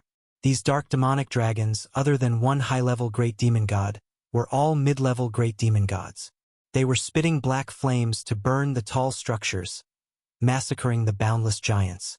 Despite this tribe's strongest giant's best efforts, there was nothing he could do as he got trampled on by the dark demonic dragons like a toy. The other boundless giants were either trembling as they awaited their inescapable fate or getting burned into blackening dry corpses. It was a horrific sight to behold. "Uncle!" Samo looked at Meng Lei and begged. Meng Lei took a step into the skies above the tribe, with his voice thundering across the place. "You damned extraterrestrial demons! How dare you kill the innocent and slaughter the weak?" The dark demonic dragons who were ravaging the tribe were taken aback slightly as they looked up in the sky to see Meng Lei towering over them. They were amused immediately. Where did this worm come from to be a busybody? A dark demonic dragon roared and sprayed out a black dragon breath. "Be careful, uncle!" A frightened Samo screamed as he could sense the threat of the deadly dragon breath from afar. It contained terrifying destructive powers as it was just like boiling lava plus poisonous acid, blazing hot and highly corrosive. A drop of that would burn and corrode Samo into nothing in which not even the bones would remain. "Ha!" Meng Lei calmly extended his right hand with a light clap. A gigantic palm a few million feet long appeared out of nowhere and pressed toward this dark demonic dragon. Boom! The gigantic palm crashed down and decimated the black dragon's breath in an instant before crushing this dark demonic dragon and turned it into a meat sauce. "Yay! Uncle is so mighty and powerful!" Samo shouted in great excitement. "No!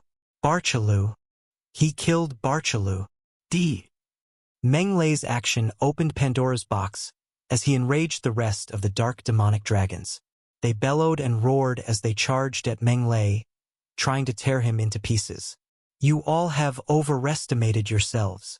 With a wave of the hand, thousands of spears shot out and flooded more than 30 dark demonic dragons, turning them into Swiss cheese. Ding! One dark demonic dragon killed. 61 million divinity crystals gained. Ding! One dark demonic dragon killed. 63 million divinity crystals gained. Ding! So powerful. Samo widened his eyes in disbelief, the ability to wipe out over 30 powerful extraterrestrial demons. How powerful was that? "Uncle, you're so incredible." Samo's eyes were brimming with idolization. "Work hard with your cultivation, and you'll be as great." Meng Lei patted Samo's head and smiled. "Let's proceed down and check it out." Yeep! The two landed on the ground. The boundless giants that survived looked at Meng Lei with terror-stricken faces, while that strongest giant of the tribe hurriedly dragged his body to block off Meng Lei. He was known as Pico. After getting trampled on previously, he was already heavily injured. However, his resilient eyes still stared at Meng Lei and Samo vigilantly. In Pico's eyes, Meng Lei was an enemy much more terrifying than the dark demonic dragons. "Don't be nervous. I'm not here to hurt you." Meng Lei signaled for them to calm down. "Hey, mister.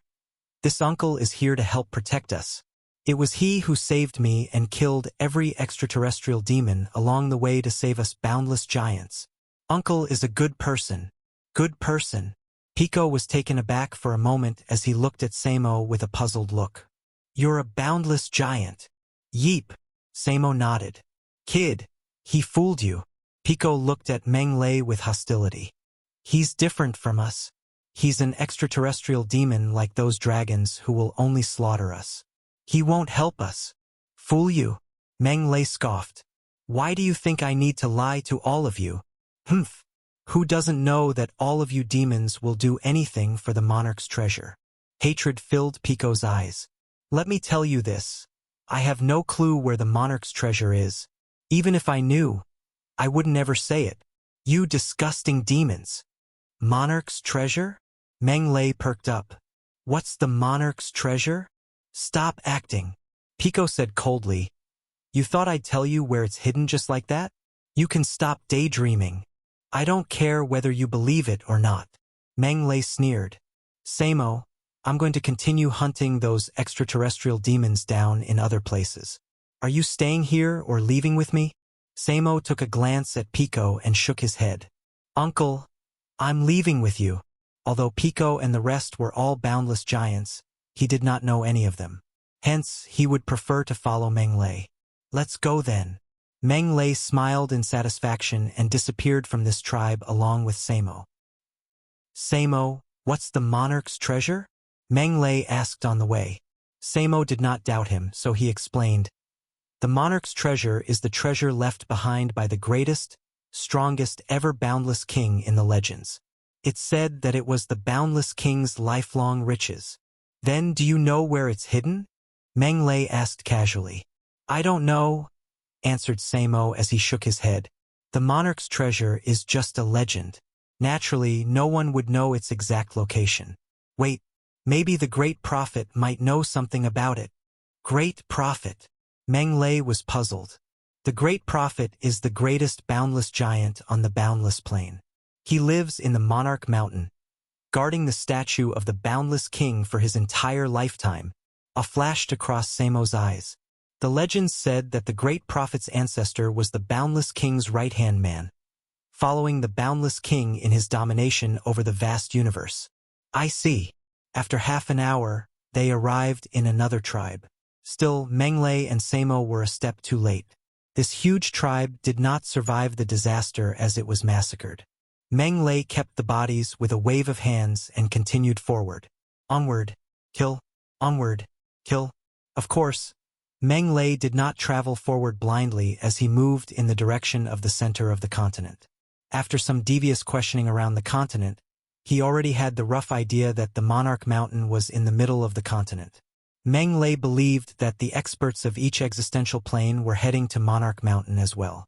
After all, no matter how tough the boundless giants were, they could not withstand the harshest questioning of all, reading their spirit memory. Anything the giants knew or not would have been known to the experts of other existential planes. Hence, the Monarch Mountain would be unavoidably exposed to everyone. The truth spoke itself as Meng Lei had expected. Experts from each existential plane had gathered at the Monarch Mountain. By the time Meng Lei reached the mountain, most of the experts were there already. Contrary to what he had imagined, the mountain was unlike the undulating nature of other divine mountains. Instead, it was like a holy sword straight in between heaven and earth. In summary, it was thin and high. Standing at the mountain foot was like standing under the Koran Tower, where half of the mountain was covered up by thick clouds, while the top of the mountain was not to be seen. At the moment, two sides were in a standoff. One side was the massive numbers of boundless giants. They formed a densely packed blockade around the mountain as they guarded the Monarch Mountain firmly. Opposite them were experts from other existential planes, colossal dragons, angels, giant elephants, behemoths, immortal fire phoenixes, frost gods, divine netherworld phoenixes, fallen angels, abyss demons, purgatory kings, dark demonic dragons, hell dragon gods, necromancers, fire demons, dead souls, the undead. The sheer numbers were no less than 1,000,000. The weakest ones were mid-level higher deities and mid-level great demon gods. High-level higher deities and high-level great demon gods were aplenty as well. And, of course, the fairy goddess and other goddesses were there as well. They joined up with goddesses from other divine realms to make up over 300 goddesses. At that moment, the experts of different existential planes surrounded and jammed up the Monarch Mountain. Cold, greedy eyes wished they could devour the mountain immediately. This massive formation is unprecedented, Dodola commented. Meng Lei, have you seen so many experts on the same stage? Not really. Meng Lei licked his lips as he swallowed his saliva. His eyes were overt and filled with greed, as though they had seen a bunch of portable treasuries. What about the monarch's treasure? In Meng Lei's eyes, 1,000,000 experts in front of him were the richest treasure. Just think about it. A mid-level great demon god was worth around 60 million divinity crystals. 10 of them would be 600 million, 100 of them would be 6 billion, 10,000 of them would be 600 billion, 1 million of them would be 6,000 billion, which was 6 trillion. 6 trillion divinity crystals. That was already a lot. Foolish boundless giants. You are surrounded. If you know what's good for you, get your great prophet to come out at once. Or else, we don't mind helping you flatten the Monarch Mountain. Chapter 359, The King's Providence, the Heart of the Existential Plane. As for the innumerable boundless giants guarding Monarch Mountain, they didn't think much of them at all. While it seemed like there were numerous boundless giants there, their overall combat strength was far from ideal. There was a world of difference and no comparability between the two parties at all. You foolish giants! If you know what's good for you, then get the great prophet out here at once. Otherwise, we don't mind filling this place with blood. The experts from foreign existential planes shouted and clamored for their demands, their demeanors arrogant and conceited. The innumerable boundless giants in the vicinity of Monarch Mountain gnashed their teeth in fury, wishing they could fight to the death with them. Those evil extraterrestrial demons, they are too much. I'm going to fight it out with them. That's right. Fight it out with them. Fight it out with them? You fools. Our mission is to guard the great prophet and ensure his safety, not to fight it out with those extraterrestrial demons. Get it? The strongest boundless giant among them barked fiercely at them. His name was Olio, and he was the strongest existence on the boundless plane itself. He was also the great prophet's guardian and held absolute authority on the boundless plane. The riled-up boundless giants quietened at once the moment he spoke. There was trust in their eyes. As long as Big Brother Olio was around, they had nothing to fear. Big Brother Olio was the strongest. Yet what they didn't know was that Big Brother Olio, whom they thought of as the strongest, was currently in a huge panic. He wasn't confident in beating them at all. Olio could sense that the extraterrestrial demons were unprecedentedly strong this time. They were far, far stronger than the ones that had descended upon the continent in the past, especially when there were even quite a few among them who weren't any weaker than himself. What were they supposed to do this time? Olio's countenance remained stoic, but he could hardly conceal the despair in his heart. He knew very well that they, the boundless giants, were currently facing the most terrifying catastrophe that they had ever had. Show even a moment of carelessness, and they, the boundless giants, would completely become history itself. "O great prophet, I beg you, please give me a sign," Olio cried inwardly. "Is the great prophet coming out or not? If he's not coming out, then we're going to charge in there. So, it seems like you want to do this the hard way. Let's attack together, everyone. Once we wipe out those foolish boundless giants, we'll naturally find their great prophet. Attack!" At last, the million experts from foreign existential planes could no longer hold back, and they launched their attacks. The strongest deities and great demon gods among them took the lead and charged brazenly toward the boundless giants. "Damn it! They're coming. We'll protect the great prophet even if we must die. Fight to the death and protect Monarch Mountain." Boom! Like huge, raging black waves, the million experts surged toward Monarch Mountain as though they were going to drown out the boundless giants and Monarch Mountain itself. Against such attacks, the boundless giants naturally didn't just sit and await death to befall them. They forged ahead in the face of the crisis, and both parties clashed against each other with a great boom. Boom! As though two huge waves had clashed against each other, vast and mighty shockwaves that shook the world erupted and spread into the surroundings. The dimension around them broke into pieces. Energy blasts ran rampant. Strong gales wreaked havoc, and blood splashed everywhere. The area around Monarch Mountain instantly became hell itself. Vast numbers of boundless giants died tragically. The two parties weren't in the same league at all. One could easily envisage that the boundless giants would all be killed before long.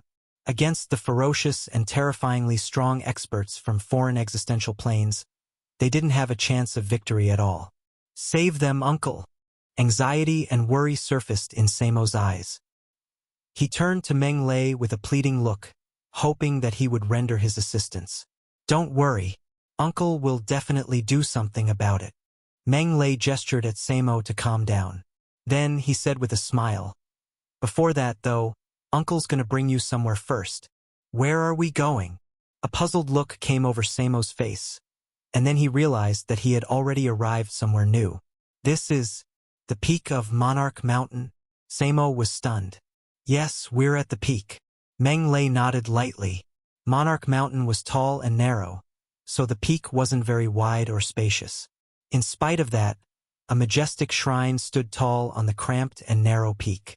The shrine was gray in color, and it was of an identical color palette to the boundless plain. Simple and boorish in style, it matched the boundless giant's architectural style very much. The Monarch Shrine, Samo exclaimed in a low voice. He was incredibly excited, as though he had just seen something that existed only in legends. Let's go in and take a look. Meng Lei gave him a smile and walked toward the Monarch Shrine, while Samo hurriedly followed after him. However, before they could push the doors open and enter, the Monarch Shrine's doors slowly swung open by themselves. A deep, aged voice then floated out from within. You've come. Meng Lei was stupefied for a moment there. He didn't quite know what was going on. Nevertheless, he continued into the shrine, where the majestic statue of a giant stood. Clad in beast hide, the giant held a gigantic axe. His eyes were sharp and his countenance stern and awe-inspiring. Meng Lei had never seen the Boundless King, but he could guess that that must be a statue of the Boundless King himself. Of course, the statue wasn't the point here. Rather, the target of Meng Lei's attention was a white-haired elderly man seated cross-legged at the foot of the statue.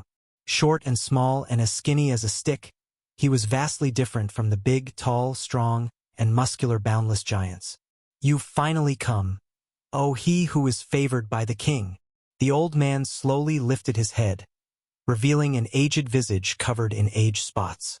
Are you the great prophet? Meng Lei looked the old man up and down with a puzzled look on his face. He asked, What did you mean when you said what you did just now? It sounds as if you knew that I'd be coming. Cough, cough. The great prophet started to cough badly. Then he replied, Though the great boundless king has perished, his brilliance continues to watch over and bless his descendants.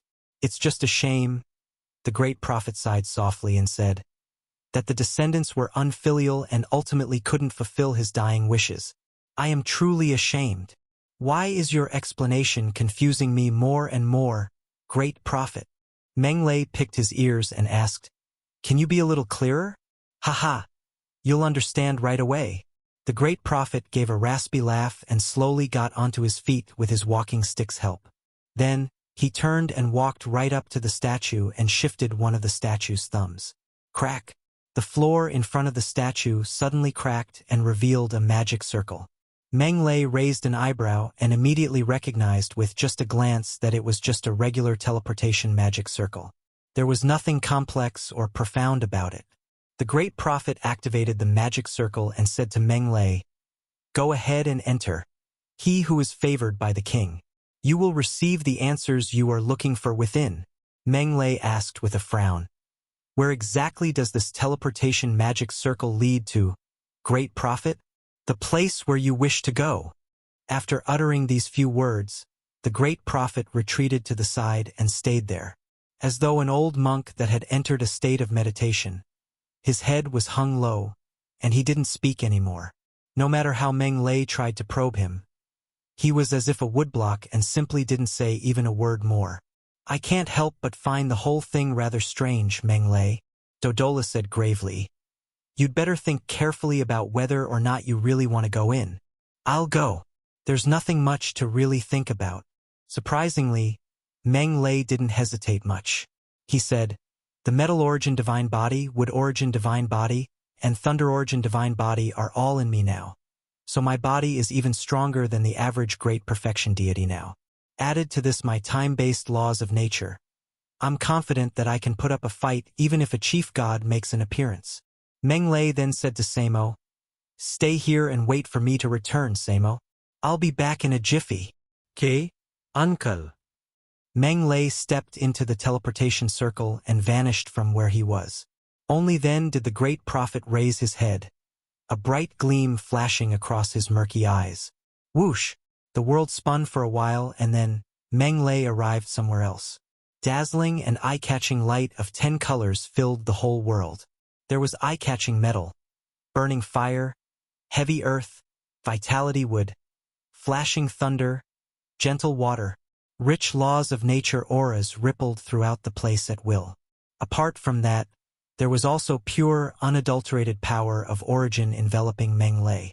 Floating quietly in the center of this whole world was a crystal that shone with light of 10 colors. As though the sun, it reigned over the whole world. The heart of the existential plane. Meng Lei recognized the crystal at first glance. "You're here."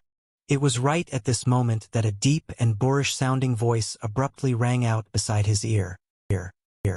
Meng Lei suddenly swung his head to the side to see several rays of light shooting out of the heart of the existential plane's surface.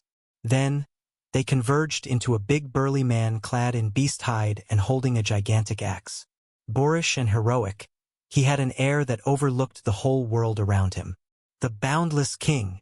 A huge jolt went through Meng Lei, who couldn't help but exclaim, "You're still alive?" "No, he's dead. Take a closer look. The one in front of you right now is just a fragment of his divine spirit." Dodola's voice rang out. "The boundless king is a supreme, juggernaut-class existence. If he really were still alive, you'd have been flattened a long time ago." "That's true." Realization dawned upon Meng Lei. He wasn't afraid of anyone in the whole boundless plane, and this remained true even if the boundless plane already had a master. However, the boundless king was the only exception. After all, that was a computer bug-like existence. True enough, the boundless king gave a hearty laugh and said, "You don't need to be so nervous. I have indeed already met my demise. This is a divine spirit fragment that I left on the heart of the existential plane." Meng Lei nodded lightly in response, but puzzlement filled him the next moment. He said, "Since you have a divine spirit fragment here, then why don't you seize someone else's body and be reborn? I believe you definitely have the capability to do so." Even a half-deity's divine spirit fragment was near immortal and near indestructible. Should a half-deity die, they could totally just seize someone else's body and come back to life. This was also the reason why so many evil deities had managed to reincarnate. Of course, the rebirth process would definitely be fraught with great difficulties. It could only be said to harbor a chance of being reborn. Couldn't guarantee that one would fully be brought back to life. That was already the case for even half-deities, let alone the boundless king. Meng Lei believed that as long as he was willing, he could totally seize someone else's body, come back to life, and make a name for himself once more. The boundless plane shook his head and replied, "You're not wrong. I can indeed make use of the divine spirit fragment that I left on the heart of the existential plane to come back to life, but I'm above doing something like that." "Why?" Meng Lei was puzzled. "My divine spirit origin energy has already been destroyed. I won't be able to return to my peak condition even if I seize someone else's body and come back to life. I'll only be able to reach the great perfection stage at the very most." The boundless king smiled disdainfully and said, "That is but just mere great perfection. I'm above doing something like that." His words, however, puzzled Meng Lei all the more. The boundless king had been a great juggernaut-class existence before he had died. Juggernaut? What was a juggernaut? A chief god that had 100% comprehended a type of supreme laws of nature. That was what a juggernaut was. Since he could cultivate and reach the great perfection stage, then he could continue to cultivate further, couldn't he? With his memories from the past, comprehending supreme laws of nature shouldn't be too difficult, right? He shouldn't have any problem returning to his peak. Meng Lei. The rumors say that the boundless king didn't cultivate laws of nature, but just his body. Having seen through Meng Lei's puzzlement, Dodola explained, "He's said to be the only existence that had ever managed to cultivate his body to the juggernaut stage." A juggernaut-level body? No wonder. A huge jolt went through Meng Lei as realization dawned upon him. "My circumstances are unique, so it's extremely difficult for me to return to my peak. It's impossible unless I can find my divine body from back then." The boundless king sighed. "I see." Meng Lei let out a small sigh too. "But I've seen hope now." The boundless king looked at Meng Lei and said, "Although it's just a tiny sliver of hope, compared to the huge returns that rebirth would bring, I'm willing to stake everything on it." Meng Lei perked up. The boundless king's eyes were bright and intense as he asked, "Little fellow, You've comprehended time-based laws of nature, haven't you? Yes. Meng Lei didn't keep it a secret. Besides, he couldn't anyway. As the master of the existential plane, nothing that happened on the boundless plane would escape the boundless king's control. As such, he must also have witnessed him fusing 5 types of laws of nature together and comprehending time-based laws of nature. Can you let me feel it? The boundless king had a fervent look on his countenance. Meng Lei nodded slightly. Then, he reached his arm out, pointed at the boundless king, and commanded, "Freeze!" Buzz! A ripple of energy that contained time-based laws of nature quietly spread into the vicinity, enveloping the boundless king and the air 100 meters around him. Whoosh! The boundless king became still, as did the air around him. To be more accurate, they didn't become still. Rather, time had stopped temporarily. The time within 100 meters of where the boundless king was had stopped temporarily. A brief moment later, Meng Lei dismissed the time-based laws of nature, and time within those 100 meters began to flow once more. The stopping of time. A glint appeared in the boundless king's eyes. It is indeed true blue time-based laws of nature.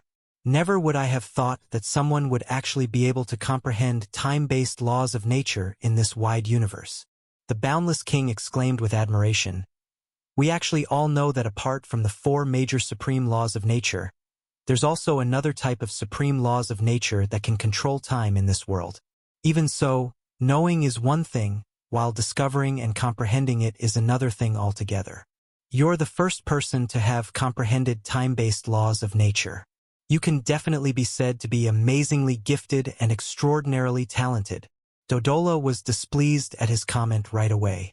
It immediately raised its voice and said, "What kind of nonsensical first person to have comprehended time-based laws of nature is that?"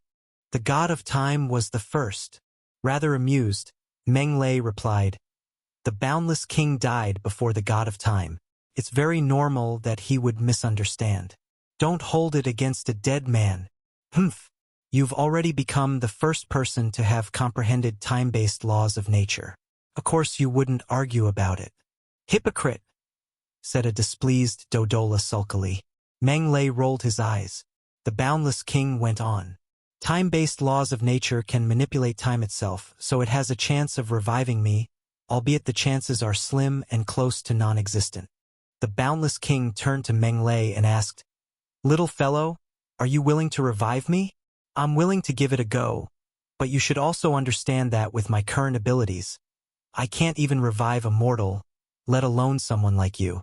After all, you've already been gone for such a long time too," replied Meng Lei with a shake of his head. "I understand, naturally." The boundless king nodded lightly.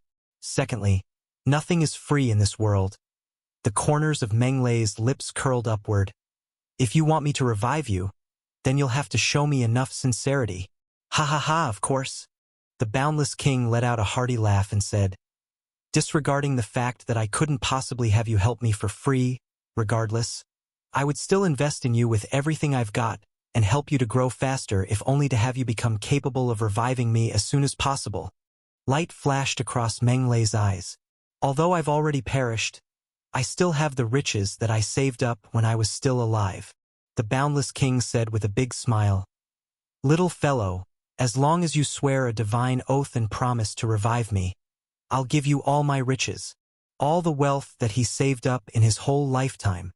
Meng Lei's eyes lit up brightly, and he swore the divine oath without hesitation. "As long as the boundless king gives me all of the riches that he had accumulated when he was still alive, I'm willing to revive the boundless king." An inexplicable force from an unseen world enveloped Meng Lei in the instant that the divine oath was successfully made. Meng Lei knew intuitively that this was the power of the oath. Should he go against his oath? Then, great! The boundless king laughed heartily. Then he reached out and pointed at Meng Lei, upon which a golden beam then entered the area in between his brows. Meng Lei closed his eyes and swiftly took it in. After a brief moment, he couldn't help but laugh wryly. The boundless king's riches were indeed vast and enormous, so much so that Meng Lei could hardly imagine it. However, just like the god of time, That guy had actually divided them into quite a few batches and stored them in different places. If Meng Lei wanted to get his hands on the riches, then he'd have to look for them one by one. Tedious and troublesome.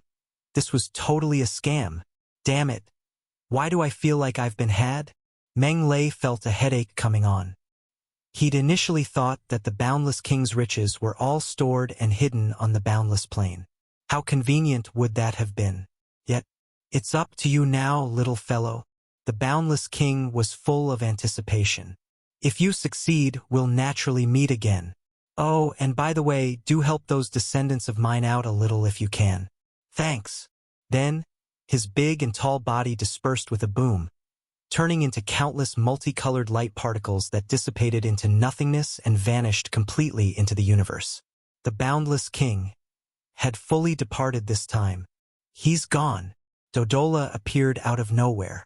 Yeah, let's go. Meng Lei then looked at the heart of the existential plane a short distance away. The divine spirit mark left on the heart of the existential plane had completely disappeared, rendering it a masterless object now. The Boundless King sure is big-hearted and unrestrained, Dodola sighed and said. He dispersed his divine spirit fragment and erased himself right away after you agreed to his request. His courage and boldness are not what the average man can compare to. He's the Boundless King, you know? Meng Lei sighed emotionally. Then he said, It's time to go, Dodola. Go? Aren't you going to refine the heart of the existential plane? Asked a puzzled Dodola. All the boundless giants would be dead by the time I'm done refining the heart of the existential plane. Meng Lei shook his head and said, Let's go. Let's take care of the foreign existential plane experts first. That's true. Dodola said no more. Meng Lei left his divine spirit mark on the heart of the existential plane so that he could locate it again next time. Then he returned to the Monarch Shrine with Dodola. You're out.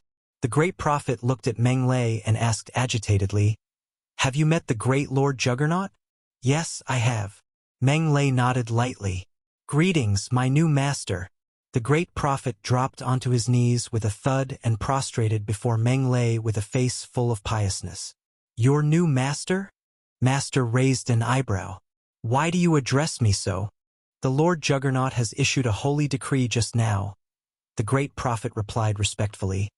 From this point on, you shall be the new master of us boundless giants. I see. Meng Lei waved and said, Rise. Thank you, master. The Great Prophet rose to his feet respectfully. How's the situation outside? Asked Meng Lei dispassionately. My clan's children have nearly died out. A hint of grief flashed across the Great Prophet's eyes. The boundless giants that guarded Monarch Mountain were the strongest and most elite men on the whole of the boundless plain. Now that all of them had been wiped out, the blow to the boundless giants could be said to be extremely great. Without tens of thousands of years of recuperation, they could forget about recovering and getting back on their feet. Let's go. We'll go out and take a look. Meng Lei took the lead and started to walk out of the shrine. The Great Prophet hurriedly followed after him. The current Great Prophet was quick on his feet and walked smoothly, which part of him even looked like he was about to croak. That old coot. Like what the Great Prophet had said, nearly all the boundless giants guarding Monarch Mountain had been wiped out. Only Olio, the strongest among them, and a handful of others were still putting up a resistance. Even so, they had already been pushed back to the area right in front of the shrine and were stubbornly defending the Monarch Shrine. On top of that, every one of them sported injuries all over themselves and was riddled in wounds. They were already close to breaking down. The losses sure are great. Meng Lei shook his head lightly. Then he said dispassionately, That's enough. Boom. He wasn't particularly loud, yet his voice boomed right next to everyone's ears like a clap of thunder. It shocked everyone into halting their motions, and all of them looked over at once. Who's he? Great Prophet. All the experts from each major existential plane turned to Meng Lei with a hint of burning fervency in their eyes. So, he was the Great Prophet, the one that knew about the Monarch's treasure? Who's that guy? On the other hand, Olio and several other boundless giants' expressions changed drastically, and they looked at Meng Lei with hostility. Who are you? Why are you in the monarch shrine? Olio, don't you show any disrespect now. The great prophet barked. This is the boundless giants, new master. Our new master? Olio was stunned. What do you mean by that, great prophet? The new master has already met Lord Juggernaut. Lord Juggernaut has personally appointed him as his heir. So he's naturally the boundless giant's new master. The great prophet's countenance darkened, and he barked, Hurry and pay your respects to our new master. Greetings, my new master. Even though Olio's head was reeling from the news, he didn't dare to question the great prophet and hastily bowed in greeting. Greetings, my new master. The other surviving boundless giants also knelt and kowtowed. Even big brother Olio had gotten onto his knees, so how would they possibly dare to raise any objections? The master is the master himself. Why is there a distinction between the old and the new? Remove the word new in the future. Then, Menglai said dispassionately with a wave, Rise, everyone. Yes, master. Master.